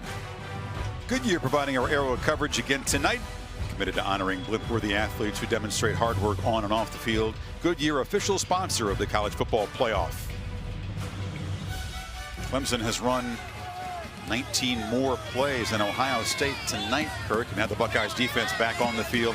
Ball spotted at the 41 after the hold on that punt. So Clemson's offense, are they going to begin to wear down this group? You wonder how much the offensive struggles for Ohio State has a negative impact on their own defense. The Buckeyes defense has been asked to come up with play after play to keep them in the game. But when you're going 3 and out every single time on offense, you wonder it could take a toll on the psyche of the Ohio State defense. See how long they can keep battling against Deshaun Watson. McLeod comes in motion. That's just window dressing. That they flip it to him in the flat. Again, great blocks on the edge. The Tigers receivers have been strong in that area tonight.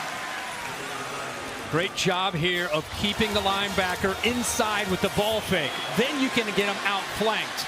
A little bit of a ball fake. Force Worley to have to respect it, freeze his feet for a second, and then McLeod gets outside of him there. Deon Cain helped with the block. They gained 20 yards inside Ohio State's 40. Watson fakes the run, flips it over the middle and just behind Gallman there. There's a little wrinkle. Yeah, the little wrinkle is Raekwon McMillan is making every tackle against the run. So let's make him pay for being overly aggressive by kind of almost like a little jump pass behind him.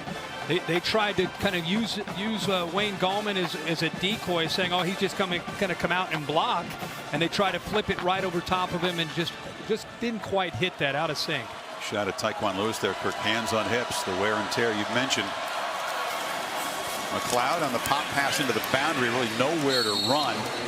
Berger and Hubbard string it out. Now the rotation from Greg Schiano and Luke Fickell on that defensive line, they played 8 tonight. And the reason they've got to play 8 is it's not just being exhausted because of facing the up tempo. It's also dealing with the psyche, as we talked about a little bit earlier. But here's another big third down opportunity. Rushman back in there. And 3rd and 7. Gallman motions back in for pass protection. Buckeyes do bring the heat. Watson hit and sacked for the 2nd time. Tyquan Lewis got him. Sack leader on this team. We talked about how Clemson can get pressure. Ohio State can get pressure as well. This is just tremendous effort and speed here on a 3rd down. Lewis gets the corner on the true freshman, Sean Pollard. That's that combination of having that great bend, tremendous athletic ability, and strength to come up with that big play on 3rd down. So sacks for Myers defense on consecutive possessions, this time forcing Teasdale to punt. Buckeyes have the feeling of being on the ropes here, but again, the defense does make a play to keep them in this game. Teasdale tries to knock it dead deep there, and Samuel steps up to the 11 to make a fair catch. Only 6 to go, though, 3rd quarter. Buckeyes need to get something going. The All-State bus. Curtis making the long drive to Glendale. Now time for your All-State street cred pick this week. All-State and I have been awarding street cred all year on Twitter and spotlighting the best performance of the week in college football. And today the performance by Alabama in the Chick-fil-A Peach Bowl. The obvious choice. Look at that, 16 straight wins against AP-ranked opponents. The longest in the poll era. 26 wins overall for Saban's team, who awaits the winner in Tampa on January 9th. Buckeyes and Barrett running all the way. It's about a 10-yard gain. That's really his best run tonight. Yeah, one of the few times he's had a little bit of room to run. He had a nice block there by A.J. Alexander, the tight end. And Ohio State has not been able to stretch this Clemson defense at all, allowing Clemson to crowd that line of scrimmage like we saw against Michigan and Michigan State late in the year. Hot pass now to Samuel.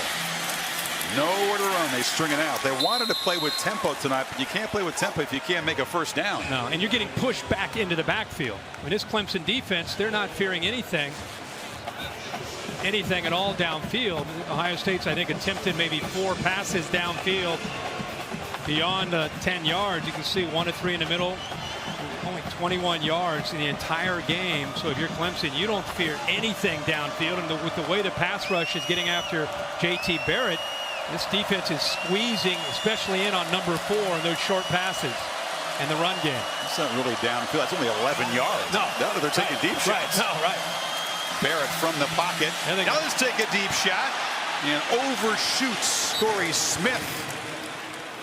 He really hasn't made an impact play all year. They tried to catch the Tigers off guard with him running a fly route. Yeah, and Clemson does a good job of getting back there. You can see there's Tankersley, but Van Smith coming over. If nothing else for Urban Meyer, at least we just talked about it, at least there's an attempt downfield. They don't hit it, but it lets Clemson know that Ohio State will at least try to challenge them downfield, try to back them up. Didn't let his receiver have a chance to make a play, though. Now they need 13 on 3rd down. Well, they face another punt.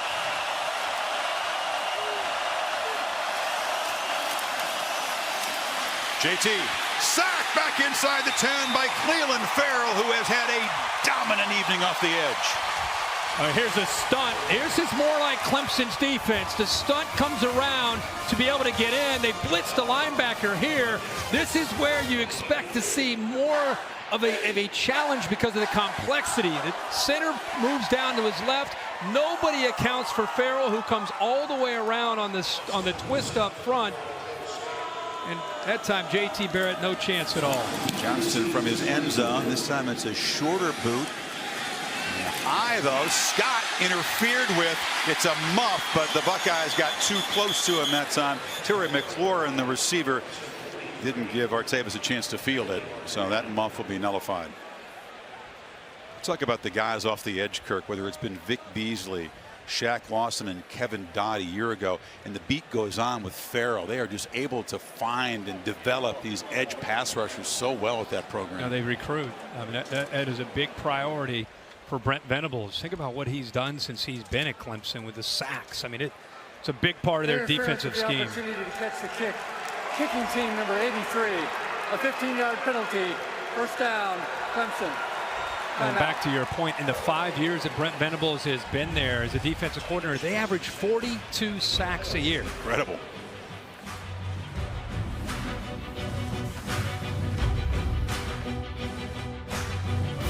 Tigers getting a little closer to a rematch with Alabama in that championship game.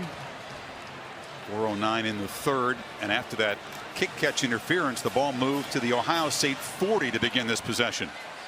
Buckeye defense up against it one more time, Kirk. Sean Watson due for a shot downfield. Instead, they fake the pitch, and he takes off with a bevy of blockers, and Watson down inside the 25. Little toss sweep fake to Gallman. Sets up the blockers coming around on the right side. Look at the big tight end. Jordan Leggett picks up a big block. Well, we have seen some misdirections plays for Watson with Ohio State flowing so quickly, going back the other way, that have produced some big yards for him on the ground. At 17 that time. This is Gallman with the quick burst. Gallman down near the 10.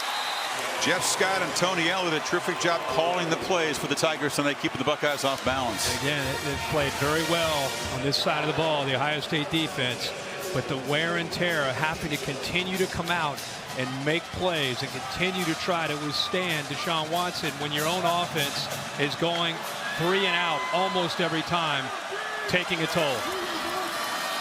Gallman down to the 5, and Clemson again threatening to bust this thing open. It gets to 24-0. The way Ohio State and Barrett have struggled, it would be a steep climb.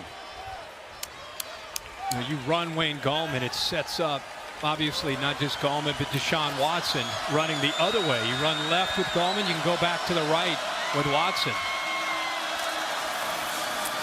Gallman tries to bounce it and stretch it out well. It was Nick Bosa disrupting the play early. Damon Webb cleaned it up. The future Nick Bosa has. He's just a true freshman. Joey Bosa with a great career at Ohio State. Off to the NFL with the San Diego Chargers. His younger brother Nick, wearing that same number, has stepped up and has shown such promise, such a future. That time did a really good job of getting off the block and showing his quickness to get outside. Deja vu, Kirk, as the Buckeyes defense tries to prevent a Clemson touchdown, force another short field goal attempt, 3rd and goal, or 3rd and 6, I should say. They can get a first down at the 1. Watson, another keeper, cuts it back and scores for a 2nd time, and the Tigers are getting closer to Tampa.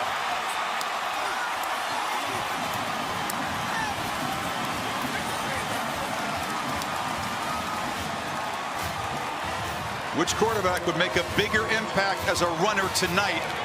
That was a key question coming in, and the emphatic answer has been number 4 in orange. 7-yard run. He's thrown for 1, run for 2 now.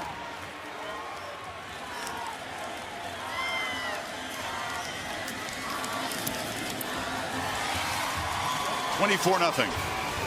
Kind of, again, the misdirection, a little bit of action that goes this way, and then he comes back. But watch the block right here, the double team, and how they push Bosa, the freshman, basically into the end zone. It gets a little action to the right. They come back. There's the double team. He cuts back behind the double team for the touchdown. Well designed, well executed, and the patience again from Watson on a misdirection play. Well, when he gets down to the red zone and runs it, he's not afraid to cut it back and run it right up in against with the big boys in there. And down inside that red zone, he's more of a downhill runner. On outside, he'll get outside and run to the perimeter. Urban Meyer knows that was a big blow now, down 24. First points of the third quarter. Deshaun Watson loves this building. Gave Saban's Bama defense all kinds of trouble a year ago, and now coming back to Glendale with another big night, perhaps earning a rematch against the Tide. 17 minutes to play, but it just feels like a massive challenge for Ohio State as they try to get something going on the return. A.J. Alexander, they've had really about as many return yards as offensive yards tonight. The trophy, of course, will await the winner here against Alabama in Tampa, presented by Dr. Pepper. January 9th here on ESPN. It's a week from Monday. Now Ohio State even more in predictable position with their play calling. It's been such a tough night for this offense. Only 103 yards of total offense. Look at Mike Weber, only carried it twice, fumbled the ball, dropped the pass early. He's been a non-factor. 1,000-yard rusher. Barrett immediately looks to take a shot downfield, has Victor running free, goes up, flag comes in as it's broken up. They'll get an interference call on the underthrow. Edmond was back there defending against the freshman. Ohio State took another shot. Last couple series, they're finally trying to attack downfield. Talked about how Clemson's not respecting that, and they're crowding the running game. They're crowding the short passes. Pass interference. Defense number 29, a 15-yard penalty with an automatic first down. Interesting, they've taken some downfield shots with guys like Corey Smith and Victor. Watch Farrell get pressure here and get into the face again to J.T. Barrett with Wilkins. Look at this. I mean, he's had it all night. He actually is looking at the official, and that ball's underthrown, and that's why there's pass interference. Edmond runs into the young freshman Victor, who's coming back to the ball. JT pump fake, and now again looks downfield, this time for McLaurin, and it's going to be a second consecutive pass interference, that time on Mark Field. That's been their best thing tonight, is trying to draw PIs. Again, you're getting a lot of man-to-man. Take a few shots downfield with the guys that you feel are your best with Pass JT Barrett, the timing. Defense number 2, a 15-yard penalty, first down. You combine pass interference with defensive holding, they have among the most in the FBS, Clemson.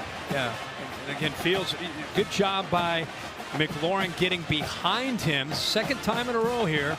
Back-to-back plays. They've gotten behind coverage. Ball a little bit underthrown. And again, the defender runs right into the receiver. Urban Meyer saying, the heck with trying to sustain drives. Let's take some shots. Moves the ball to the 35. And now Weber barrels straight ahead. Lost the ball again. It's out. That time, Ohio State recovers it. As for a second time, Weber coughs it up on a big shot. Alexander, the tight end, made the recovery. Yeah, well, he runs over one safety, Van Smith, but Jadar Johnson actually hits him and knocks that ball out. Second time that the ball has been out. Weber hasn't had his hands on the ball very much, and the few times that he has, twice he's put the ball on the ground. This time the big tight end, Alexander, gets it. And Jadar Johnson's been involved in both forced fumbles. Yep. Yard and a half needed on second down. Barrett looked in the flat, now fires downfield, over the head and intercepted. Tankersley's got it. Tight ropes the sidelines. Samuel was open. The quarterback missed it, and now a scuffle after the pick on the far side, and flags come in. The bigger story is that Ohio State has turned it over in the final minute of this third quarter. Ball sails on J.T. Barrett. He throws it, tries to throw it over top of the linebacker, Daniel. And by doing that, the ball ends up sailing on him. You see him right here in coverage. He's kind of sinking back, and I think the ball ends up floating, goes up and over Samuel, who makes a pretty good effort on the ball, and there's Tankersley after the tip ball. But there was a lot of personal fouls going on after the whistle. Appeared to just tip off the hands of Samuel, which made it a pretty easy pick for Tankersley, his 4th of the season. And then frustration part of the return. So each team with 2 turnovers now. There are 2 tip ball fouls by each team, and they will offset. Personal foul, unnecessary roughness, passing team number 74. Correction, unsportsmanlike conduct, intercepting team number 99. His first of the game. First down, Clemson. So Lan Clark sorting it out.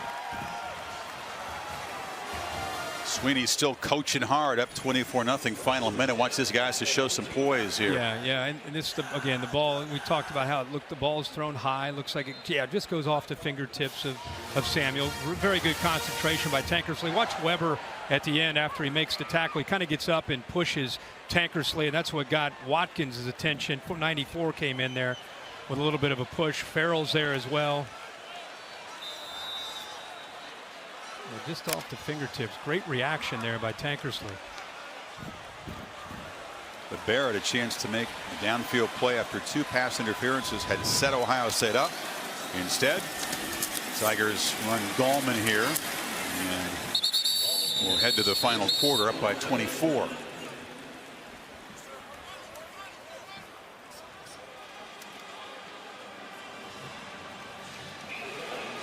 Gallman has had to earn all 40 of his rushing yards tonight. Hadn't been easy. He's carried it 15 times. Buckeyes have bottled him up pretty well. Less than 3 yards a carry. Watson still got it, chased, and it's deflected, incomplete. It was Baker on the rush who got a hand on it. 3rd and 9.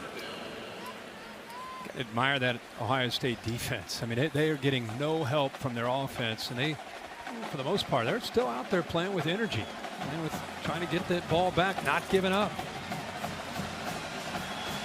Clemson has run 25 more plays than Ohio State has so far tonight. Buckeyes just 41 plays through 3 quarters. Different look from the Buckeye front on this 3rd and 9. And Watson flushed. Flag comes out. He's going to run for a first down, but this is back in the holding area. Yeah, the left tackle held, looked like Tyquan Lewis, who had some success earlier getting after Deshaun Watson. Mitch Hyatt.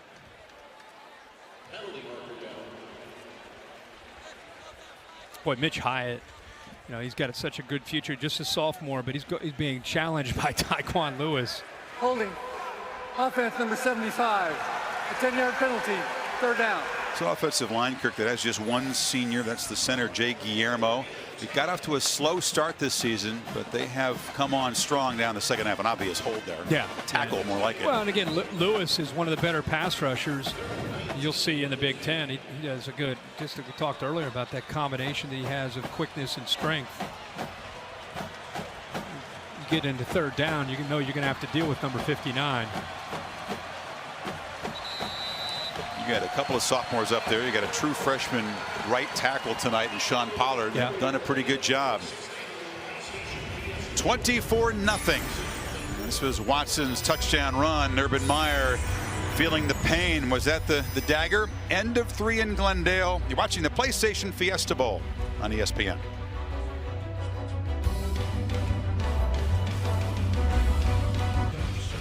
You're set for the final quarter. College football playoff semifinal number 2 at the PlayStation Fiesta Bowl. Place where the Tigers lost a heartbreaker in the championship game to Alabama a year ago, but have been ultra impressive through 3 quarters tonight. Determined to get back for a rematch with the Tide in Tampa this time in 9 days. Clemson with the football pinned back at the 10-yard line. Ohio State band hasn't quit. No, they're still banging away.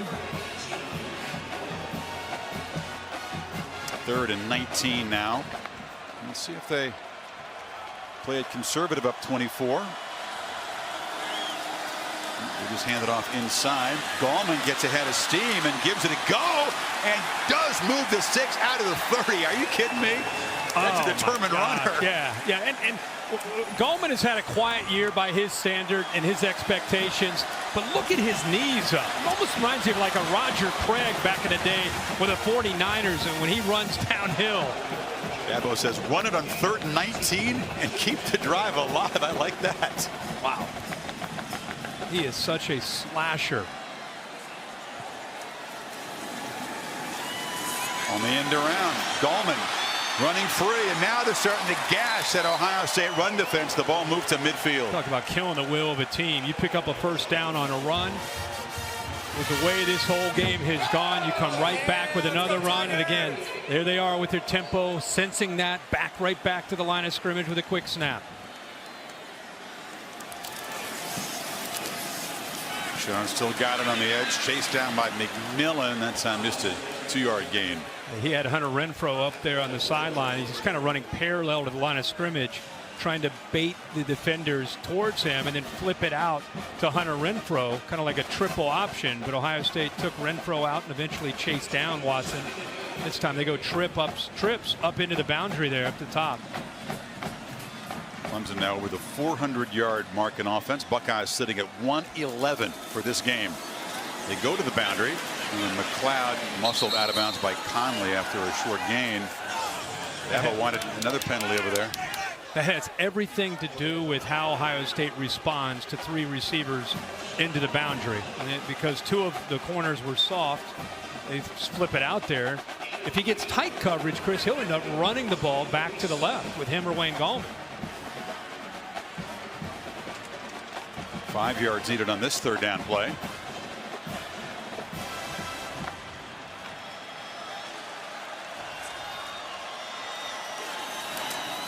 Watson from the pocket delivers. It's a strike right at the marker to Fuller, who had the touchdown catch earlier. Will be a first down. Well, that's the 2nd time we've seen Fuller with the hands. Remember the touchdown that he had where he had to go on the wheel route. He had to have great concentration that time. Hooker really hit him right at the first down marker as soon as he had caught that football. But it's quite a reputation for being able to look that ball in and squeeze it. He's been an unsung player who's played a big role tonight. Watson again fakes the throw and picks his way, hit hard by Bosa right at the line of scrimmage. I want to limit the quarterback hits up 24-0 here with a big game. Looks like coming up in 9 days. Yeah, potentially a big game. But Ohio State's trying to defend this offense, and no matter who defends these guys, the personnel groupings, so many different formations, so many different looks that you try to prepare yourself for, and then you got to deal with run and throw and the vertical shots. Just a lot to defend. The motions really challenge your discipline. Watson takes a shot downfield, and it's way overthrown. It was Kane, well covered that time by Denzel Ward. 3rd and 9. Clemson staying very aggressive, even up 24. They're sitting right about at their average for the year at 50% on 3rd down. One of the best in the country at 3rd downs. It has everything to do with the system, but especially when the trigger man is Deshaun Watson with the ability to run and throw and make great reads. Find the #1 Kirk matchups. in this situation in the country on 3rd and long because of the reasons you outlined. Watson this time though hit, knocked backwards, is able to throw it away to avoid the sack. I mean, he got leveled by the blitzing Conley and just shook him off. How many times have we seen him take a big shot, just kind of bounce away and not go down? I don't think people at home, when you watch him on TV, realize how stout he is in person, how strong his legs are. Watch Conley will come from your right. He's at full speed, hits him right there. He's able to shake him off and just throw that football away, avoid the big loss. He's worked hard, added what, about 15 pounds of muscle. He's gotten a lot stronger from where he was last year. That's one more thing to like about him as you begin to ponder him at the next level. Buckeyes come after the punt right up the middle. Teasdall kicks a very high short kick, and a fair catch made at the 19. They thought they could get close, maybe block a punt tonight. Came close, but not quite. College football playoff bracket brought to you by AT&T. Bama with the 17-point win earlier in Atlanta after the Huskies drew first blood, awaiting apparently Clemson, what would be a rematch, of course, of the 45-40 Bama win here a year ago. Either way, it was going to be a rematch because, of course, Ohio State beat Bama the first playoff year, the upset down in the Superdome. But Ohio State, Kirk, a grim evening. This is almost historically grim. If you look about the history of the Buckeyes and bowl games, shutout in the Rose Bowl by Cal in 1920. It is the only bowl shutout for this program. Been very few shutouts, period. And Meyer has not been blown out like this since he returned from head coach at Ohio State. This would be by far the most lopsided loss he's tasted. He only had 5. Yep.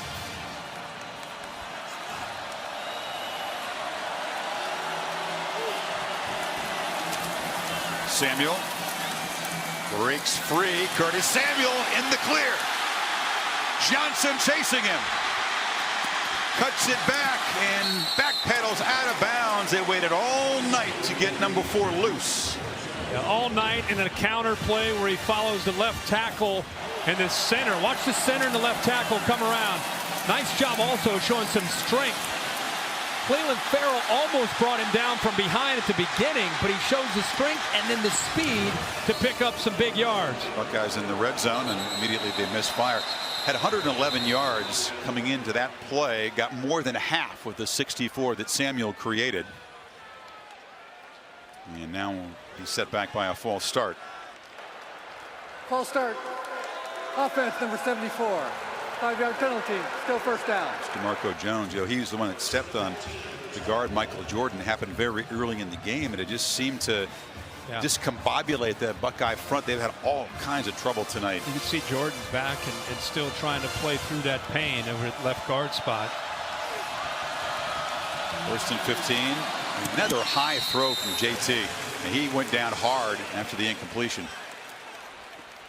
He's been off target tonight. Remember when Chadar Johnson, the safety from Clemson, number 18, came out and said some things publicly this week, and a lot of people in the media and some fans thought he was talking trash about JT Barrett. He said, hey, we played better quarterbacks. If we make him throw to win, we're going to win the game. We got to stop him from running.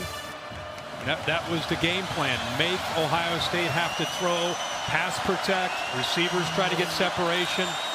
It's kind of been the plan. And stopped behind the line. Barrett that time by Christian Wilkins. So Johnson was urged by his coaches to go back up that talk, and with the help from his teammates tonight, they have done that, in fact. Absolutely, they've done it. Remember, Johnson also made some comments one time early in the year about Lamar Jackson, so he's kind of had a history of doing that. But you're right, tonight they have backed it up. Here is a misread on a zone read from JT Barrett. With the defensive end taking the quarterback, he should have handed that one off that time to Mike Weber. So the penalty and the loss after the big play by Samuel sets up a 3rd and 17. Field goal doesn't do you any good here. You figure they have 2 plays to get it. They got to hurry, and they'll call a timeout with 1 second on the play clock. You think Urban's thinking 2 plays here, right? The field goal, absolutely useless at this point. Yeah. Take a break. Allstate's been sponsoring the Good Hands Field Goal Nets for 12 years now, making contributions to universities' scholarship funds for each field goal and extra point kicked. To date, Allstate has contributed millions in scholarship funds. 10:33 to play. Buckeyes with the football and need 17 on 3rd down. We were talking at the break about, whether it's obviously they got to go for it if they get to a 4th down, but they're thinking of still a 3-possession game. If they can get into the end zone, they've got to be going for 2, obviously. First problem is get the 17 yards. Right. And Barrett's going to be knocked down, and now can you go for it from way back at the 35? Carlos Watkins, the senior leader of that group, with the sack. Nice job of going here and here. It's actually Watkins that comes from right there to be able to move across. See how he fights through? Forces that Ohio State offensive line to have to communicate. Bounces off the center elf line and is able to get home. Again, you can get creative like that with stunts, something that Alabama's eventually going to have to deal with next week, and not have to blitz. They're playing zone behind it, but twisting up front, and it's enough to affect the communication of that offensive line. What do you got on 4th and 27 here? Got to get to the 6-yard line. Hail Mary, looks like. Barrett hit as he throws and just throws into the end zone where it's going to be intercepted. Van Smith's going to run it out. Smith has open space. Barrett trying to cut him off, but he cuts it back. Van Smith knocked down at the 15, and the Clemson defense makes one more emphatic play to perhaps close this out. There's some flags, there's some guys on the field, a lot going on. That play sums up to me the entire night. 4th down and forever. Hail Mary to throw, to try to execute, to try to pick up a 1st down. And the smartest play was by Van Smith. Instead of taking a knee, he saw the energy as he looked out from the Ohio State offense, and he said, I'm going to take this. I'm going to take it out. Nobody's chasing him. Couple linemen give a little bit of effort, but he came close to taking this over 100 yards to the end zone. Watch Barrett. Personal foul, illegal low block. Barrett kind of tried to 16. That penalty will be enforced half the distance. tried to avoid the block of Bullware. Clemson. It was a penalty after the 86-yard return. It was actually more than that because it was middle of the end zone. Pagano was the injured Clemson player on the return. And the folks in orange are having a party now.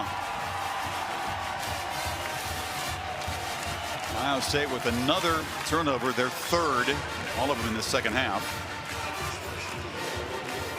1st and goal now, ball at the 8-yard line. No loss of energy in the guys in orange. You see them sprinting down there to throw rocks. That's what I'm saying, though. It was a good job by Van Smith saying, he very easily should say, hey, I'm just going to take a knee. You're up 24. What's the chance? Why chance it and risk it? Instead, I think he looked at Ohio State's offense and said, I can outrun these guys, and just took off. 2nd pick of the season for the sophomore safety.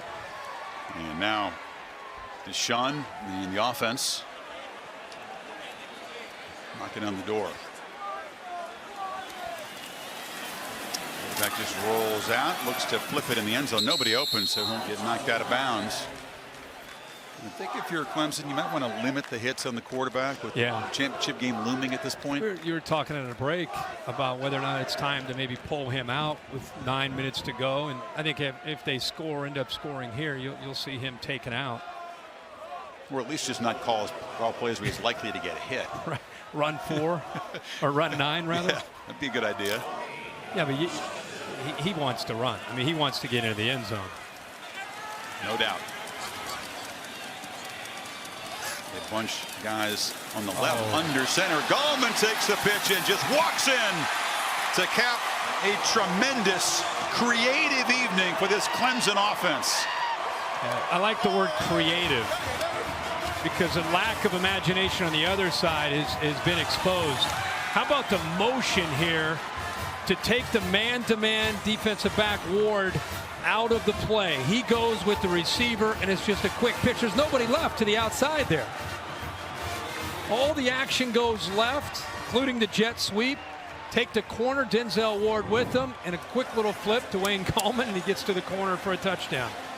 So Gallman gets to the end zone for the first time, and quietly now he's got an 85-yard rushing night after a very slow start.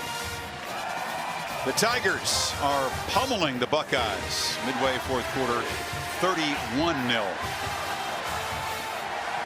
Yes, sir. After a year where there was a lot of talk about the Big Ten, and maybe this is the year they're the best conference, and after Florida State winning last night over Michigan and Clemson winning tonight against Ohio State, the ACC is pounding their chest. They're pounding opponents too, 8-3. And Deshaun Watson, Kirk, apparently that's going to be it for him tonight. And what a night and what a month for this guy. ACC championship game MVP against Virginia Tech, goes to New York, Heisman finalist for a second time, graduates, the first in his family to graduate, did it in 3 years, and tonight comes out and once again in this building lights people up.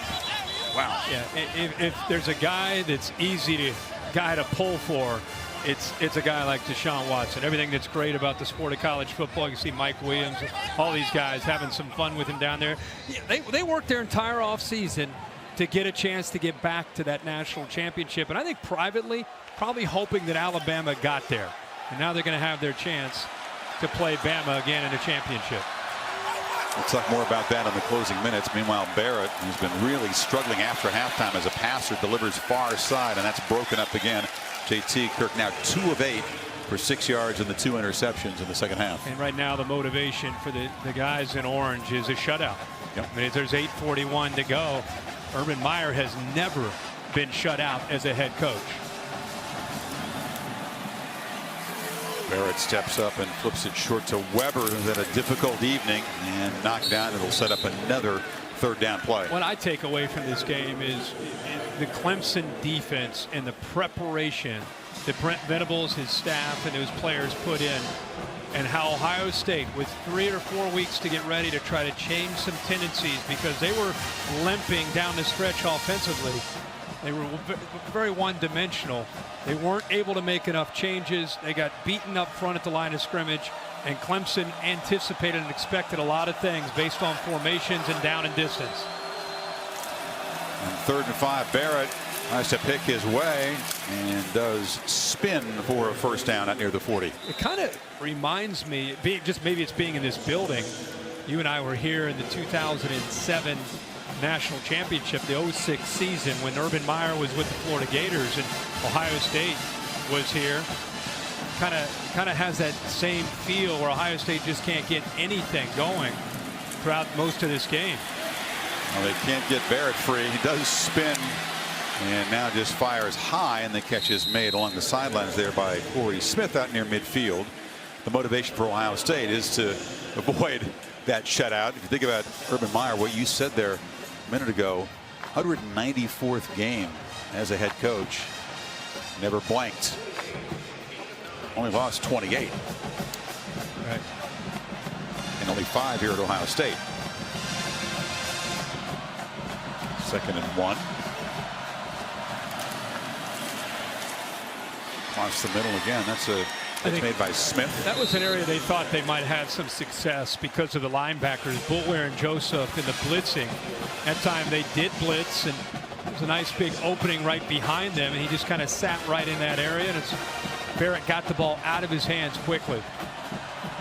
Some backups in there on the Clemson front at the moment.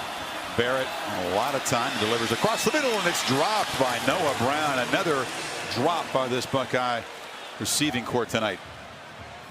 He found the opening. I mean, you're rushing 3 and dropping 8. It's hard to find a spot to be able to throw it, but give Noah Brown credit for being able to settle into a soft spot. He just lack of concentration. The 3rd drop that I can remember that cost Ohio State a first down.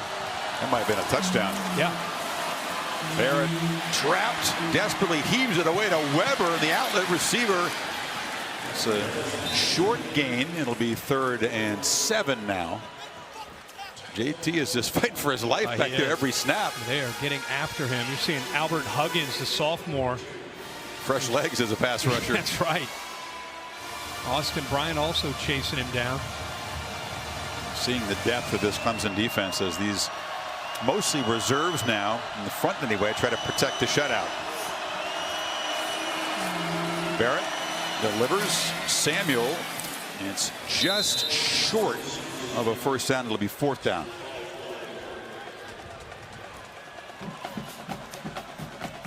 A 1920 Rose Bowl game. Lee Corso remembers when Bears beat him 28-0. On 4th down, Weber is stuffed, and that is a fitting way to end this Ohio State possession.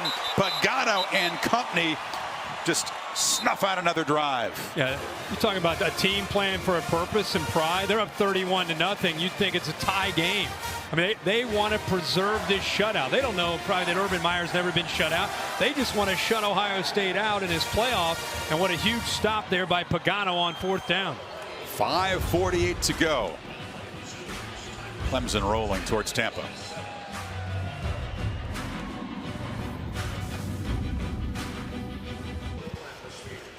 It's been all Clemson tonight. Brilliant on both sides of the football. And the Ohio State fan base is headed for the exits. They've left behind some red and gray empty seats, but you contrast what we saw from this team and those fans, the lifetime memories, that double overtime win over Michigan. And I think that the coaching staff, the team, the fans perhaps as well, came here with a great deal of confidence. Did you sense that from Meyer, from Schiano yesterday? I think they're stunned by what they've seen in this game tonight from the other side. I couldn't figure out, because usually Urban is very, very intense when you meet with him. He had a different kind of vibe to him for sure. Nick Schuessler has replaced Watson. They hand it off straight ahead. Yeah, he's much more uptight in a big conference game. We saw him before Wisconsin, Penn State, Michigan. He had a real calm and assurance about him, but the 45-3 record with more than a week to prepare, the mythology around this man's ability to get a team ready with extra time, that has been crushed this evening tonight. Yep. Clemson has thoroughly outplayed, outcoached, outprepared him. And I still think that there are people nationally that don't quite understand where Clemson stands in the landscape of college football over these last 5 or 6 years. I mean, they better figure it out. They are up there. They are a brand and a team that's not going away. They recruit at an incredibly high level. Schuessler takes off, and the backup scampers out near midfield. They feel really comfortable about this guy, that if the worst happened and they lost Watson, that Schuessler would be a very competent backup. He's a graduate, veteran. Yeah, he actually, there's Jalen Holmes, who's down. They feel very, very confident if he were to get in there. Of course, they want Deshaun Watson to play every snap, but you watch him when you go to their practices and watch him in scrimmages. He has a very good command and a feel for how to run this offense. What you said, I think, about recruiting is important. They've cleaned up. They do well in state, but they recruit the South. They're beginning to recruit nationally. You talk about the quarterback pipeline. You think that, okay, there's some desperation, some urgency to win this year because Watson, although he's a junior, is moving on, and so is Williams and Scott and Gallman. But they just got a commitment from a junior. Yeah, Hunter Johnson is the 2000 recruiting class 17 top-rated quarterback. He comes in, and then you got Trevor Lawrence, who's the 2018 #1 recruiting prospect at quarterback coming in too. I mean, Dabo Swinney has built a culture himself in his own way. It's kind of unique to him and his personality. They have a brand new facility that they're going to actually open this year on National Letter of Intent Day. That's going to only make them stronger when it comes to recruiting. But there's a vibe on their campus that's very different, and I think it allows him to be able to knock on doors and recruit people and say, just come to our campus. What's the vibe that's different? What's different about it? To me, he's kind of folksy. He's kind of legitimate, authentic father figure type of guy that genuinely cares about his players. And of course, football is important to him, and he wants to win. But I think it's a very authentic, real feel that he cares about your son, who you're going to let go and play for him for 4 or 5 years. I asked Dabo about that. I said, the Ohio State way, as they describe it, is to make it very hard. Try to make you quit every day, and they forge tough players that way. And he said, no. That's the farthest thing from what we try to do. We try to nurture you. He calls it a family all the time. But whatever it is, the approach has worked very, very well. Absolutely. They're going to get back to the championship game for the second consecutive time, and he feels that even if they do win a championship, that's just a step in the journey, and that will go on. But dethroning Alabama, is this the team that can do it? Absolutely. I felt early in the year that this is a team that could play with anybody in the country when they're playing their best. And tonight they've gone back to that laser focus about trying to get to Alabama. They've wanted a chance to get to that championship. They're going to get it. And it's going to be a great matchup with Nick Saban and the Crimson Tide defense going up against this team. I think Clemson may be a more complete team than Alabama when you look at their offense and defense and special teams. You drop it off short there. It's Schuster to Garrett Williams. Said more complete team than Alabama because the Tide's offense, again, they struggle at times. They got the pick six. Defensively, there are no questions about that. No. Their defense is, right up there. People talk about being one of the better ones that Nick Saban's had. But I just think when you look at where they are with still a true freshman quarterback, there's some limitations in their passing game. Wearing those guys all smiles. I mean, you think about last year's championship game, 85 points scored. There was a special teams touchdown by Alabama, of course, but the way the two defenses are playing going in, I think the expectation is going to be a much lower scoring game. I think that's fair. Tavian Feaster, the true freshman, breaks free. Everybody getting a chance to touch the ball in this playoff game now. For the next 8 or 9 days, what you're going to hear a lot about is it's going to be Deshaun Watson and that offense going round 2 against Nick Saban and Jeremy Pruitt in that defense. I mean, that's, I don't know about you, but when we left this stadium last year, I wanted to see more of that. I wanted to see more of Watson and Nick Saban's defense kind of matching wits and competing against each other. Preseason 1 and 2, and I think that were your prediction that they would rematch in a championship game.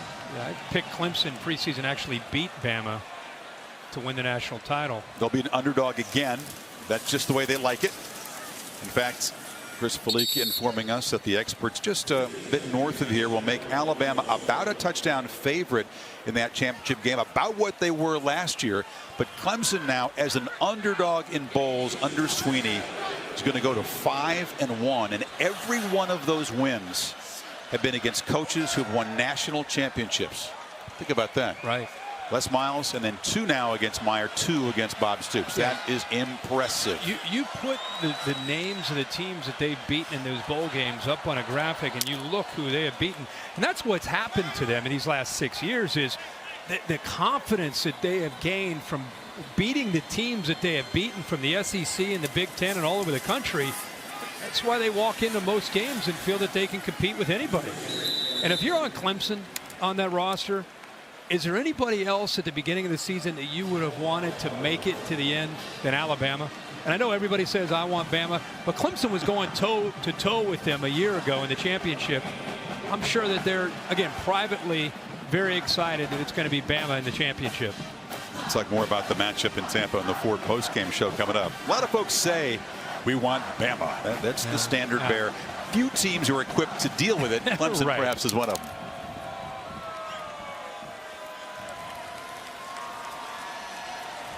Inside of a final minute, and Nick Schuster will punctuate what has been a tremendous performance by this Clemson team offensively and defensively. Adam Choice now gets the carry, and the former starter at tailback, before he was injured, lost the job to Gallman a couple years ago.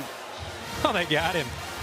He deserves it. Oh man, 5th year here at Clemson. Give him a game ball. I mean, all the players, but that guy right there, not just a shutout, but when you go back and look at the film and study the tape, the calls that he made. Offense number 14, 10-yard penalty. 3rd down. I agree, but not just a shutout. I mean, I'm just saying it's not just because of that. I mean, I'm saying if you dissect it and look at how he broke tendencies and he did some things that you weren't really expecting. Usually when he does that, it's in an aggressive manner. This time it wasn't necessarily in that aggressive manner. Exactly. But however it was dominant. 208 total yards allowed to Ohio State, and it felt like less than that. Well, you take away big plays late. Take away the big run by Curtis Samuel. Yeah, that was for 64 of those yards. And they got to blow the whistle. The center judge was over there. The play clock was ticking down. Clemson's going to take a timeout here. One factor that Dabo Swinney was talking about, not that he was looking past this game because he wasn't, I asked him, it's a quicker turnaround between the semifinal and the championship game. They got the long trip back home. This game on a Saturday, not a Friday like last year. So they've already scouted. They scouted both teams. They're obviously very well acquainted with Alabama, but they're going to go right to work on the plane ride home on the championship game. And it'll be a more compressed schedule than it was a year ago. That's Boulware talking about Alabama. Now, he said, who won that other game? What was the score? Did he really not know? He didn't know. Come on. You telling me you were down here a minute ago? I think that was the first time you found out who they're going to play in Tampa? Let's focus, I guess. That was great stuff. Bearded linebacker and his teammates going to shut out an Urban Meyer coach team for the first time in history, as you said. Here it is again. I think. Moving up. Here's old Ben. He has made himself a great player through heart and determination. Very instinctive player as well. Deshaun Watson, the offensive MVP. Cleveland Farrell, the pass rusher, had a terrific game. He's the defensive MVP of the PlayStation Fiesta Bowl. He was all over the field. We expected Wilkins against Prince maybe to be a factor, but it was the other side, Farrell. Victory formation, and the Tigers beat down and blank the Buckeyes to book a ticket to Tampa. Tigers and Tide 2, the sequel coming up.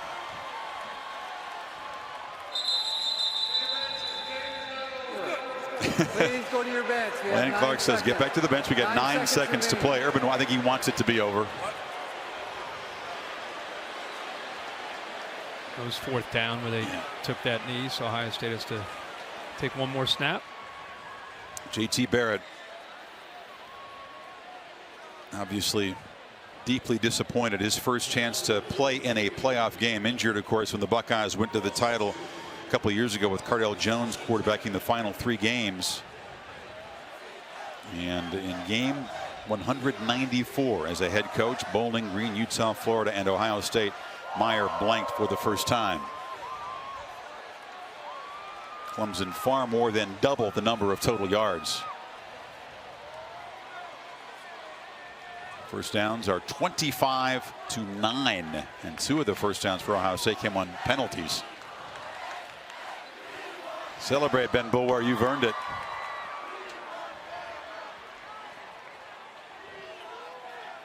And they will get their crack at the Tide. Again, as underdogs. Wouldn't have it any other way.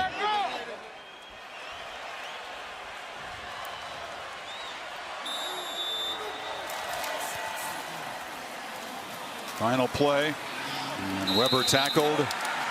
And now fire those confetti cannons. It is over. That gets felt over for a while here in Arizona. Yep. Watson throws for 259 and a touchdown. Runs for 57 more and 2 touchdowns. A quick exchange between 2 coaches who are good friends. A thud to end the season for Meyer's team. And Dabo, an Alabama graduate. He's got 2 degrees from Alabama, was a walk-on wide receiver, a graduate assistant, and an assistant coach for a 2nd straight year. Goes head-to-head against his alma mater for a title. Back to the Natty for Clemson. Let's hear from Dabo with Samantha. Yeah, Chris, he's getting his new hat on. Just happened to get one of those. Coach, we talked at halftime, and things weren't perfect. There were some sacks, there were some interceptions, some missed opportunities, and yet you come out on top 31-0.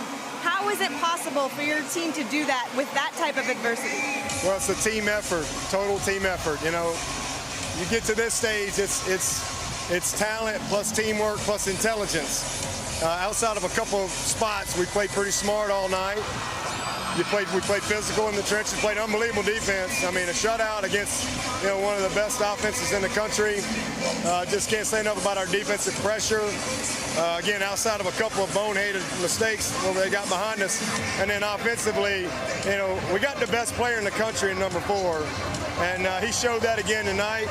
Wayne Gallman, we made some big plays. Just continue to stay with it. We finished a couple of drives that we needed to finish that we didn't finish in the first half, but just a complete team effort. Really proud of our staff, and so happy for Clemson Nation, our fans. You know, back-to-back playoffs, back-to-back national championship appearances. Hopefully we can finish this year. Coach, you mentioned your defense. Urban Meyer's teams have never, in his head head coaching career been shut out. I'm told you challenged your defense at halftime to finish this out. How were they able to do that? Well, that's unbelievable. I didn't know that. You know, we just stayed locked in. That was one thing we talked about at halftime. I think they had 88 yards at half. And I said, can we play 4 quarters of defense? Can we play 4 quarters of smart defense, make them earn it? And again, outside of a couple plays, but I'll tell you, one of the key things that we talked about coming this game was red zone defense. You know, we knew they would get in the red zone some, and could we play great red zone D? And they did. We had a couple stops on downs. We had turnovers in the red zone. Just a tremendous performance. I don't know how many sacks we had, but we had great pressure on those guys. And you know, again, a total team effort. Special teams, creating field position. We had a couple drives where we didn't score, but we moved it out, punted the ball to where they got to go 80. So just a smart football game and a 4-quarter game by all phases. Last thing for you, we're going to send it over to your quarterback. But, Coach, your fans all year long have been saying, we want Bama. Now you've got them. What do you think? Better watch what you wish for. Listen, we're excited. You know, this is how we ended last year, Clemson, Alabama, and that's how it's going to end this year. You know, obviously I got a lot of respect for Alabama. It's been a long time there. They are who they are because they've been the best. They've been the standard. And, you know, everything, I mean, when you get a first down, you better strike up the band and play it because you have to earn everything. So we all know the challenge that we'll have. We're going to have a great week of prep. But we're excited. You know, eventually, if you're going to ever be the best, you got to beat them. And it'll be an unbelievable game down in Tampa. And just glad that we got a shot. That's all you can ask for. So we've earned it. Congratulations to Alabama, too. I mean, to do what they've done this year, I know how difficult that is. It's going to be a heck of a ball game down in Tampa. Let's get it on. All right. Well, Coach, your wife is right behind you. She's really excited. I'll let you get to her. Tom Rinaldi, take it away. Sam, thank you very much. Alongside the player called the best in this country by his head coach, Deshaun Watson. A year ago on this field, a transcendent performance in a loss against Alabama, and now the performance tonight. What is it about this place that just seems to suit you, Deshaun? I don't know, it's just special. You know, hopefully, I just go out and play ball and, you know, try to be my best for this team and help this team win. You know, we kind of started off slow. You know, with the might slip on the corner ball, and got picked it off, and you know, but we had to find our rhythm, and that's what we did. You know, none of us flinched. You know, adversity hit us, but we always kept rolling. We kept believing. And, you know, our defense played their ass off. We got to give credit to them. And, you know, Ohio State's a great team, but, you know, we came out on top. All season long, the mantra has been embrace the target. How did that help you tonight? Hey, just don't run into it. The great ones run to it. And that's what we've been doing all year. You know, a lot of people have been doubting us. A lot of people, you know, don't really respect us, but hey, we don't worry about the outside people. We worry about what Clemson is about. We keep believing, and we just keep grinding. And that's what we focus on, and everything else will take care of itself. We've talked often, Deshaun, about the feeling you had a year ago walking off this field in the loss against Alabama. Having worked this hard, what's the difference between getting there and getting back there? Finishing. You know, finishing and being the team that, you know, be on that stage at the end of the game. And having the confetti fall on us, we celebrate. And, you know, we have another opportunity. You know, God don't make mistakes. He put us in this position for a reason. And, you know, honestly, I think he's smiling on Clemson University. So, you know, we go back to work and celebrate this one and get ready for Bama. Did you want Bama? Of course. You know, I'm with the best of the best. You know, they're the champs, they're the king. And we got to go earn it. We got to go earn it. Great performance tonight. We'll see you for one more in Tampa. Yes, sir. Thank you. Appreciate it. Chris? They'll try to win the belt by knocking out the champ. You know, to even be in a position to win a championship a year after losing a championship game is so difficult. The last team to successfully do it, got to go back to the '99 Florida State team. They beat the Hokies in the Superdome a year after losing to Tennessee out here in the desert. Clemson trying to become the first team since then to do that. Lose one year, come back the next year and win it. And as fate would have it, it is a rematch with the kings of college football at the moment, Alabama. And you heard Deshaun Watson say right there to Tom that, well, this is what we wanted. And we talked, I don't know if they would admit that publicly, but he just did. He said we want to beat the best and be challenged by the best. And I thought tonight, of all the games he played this year, he looked loose. He looked just freed up. He had a smile in the warm-ups. A lot of times this year, he almost didn't look like he was having fun because of the burden of trying to live up to unrealistic expectations. tonight, I think maybe he knew what was coming, and just went out there and balled and ran and threw and directed his team to a big win. Yeah, he threw 2 more picks tonight. He throws a lot of picks, but he shakes them off. Nothing makes him panic, and Watson recovers from the early turnover and leads the Tigers back to the championship game.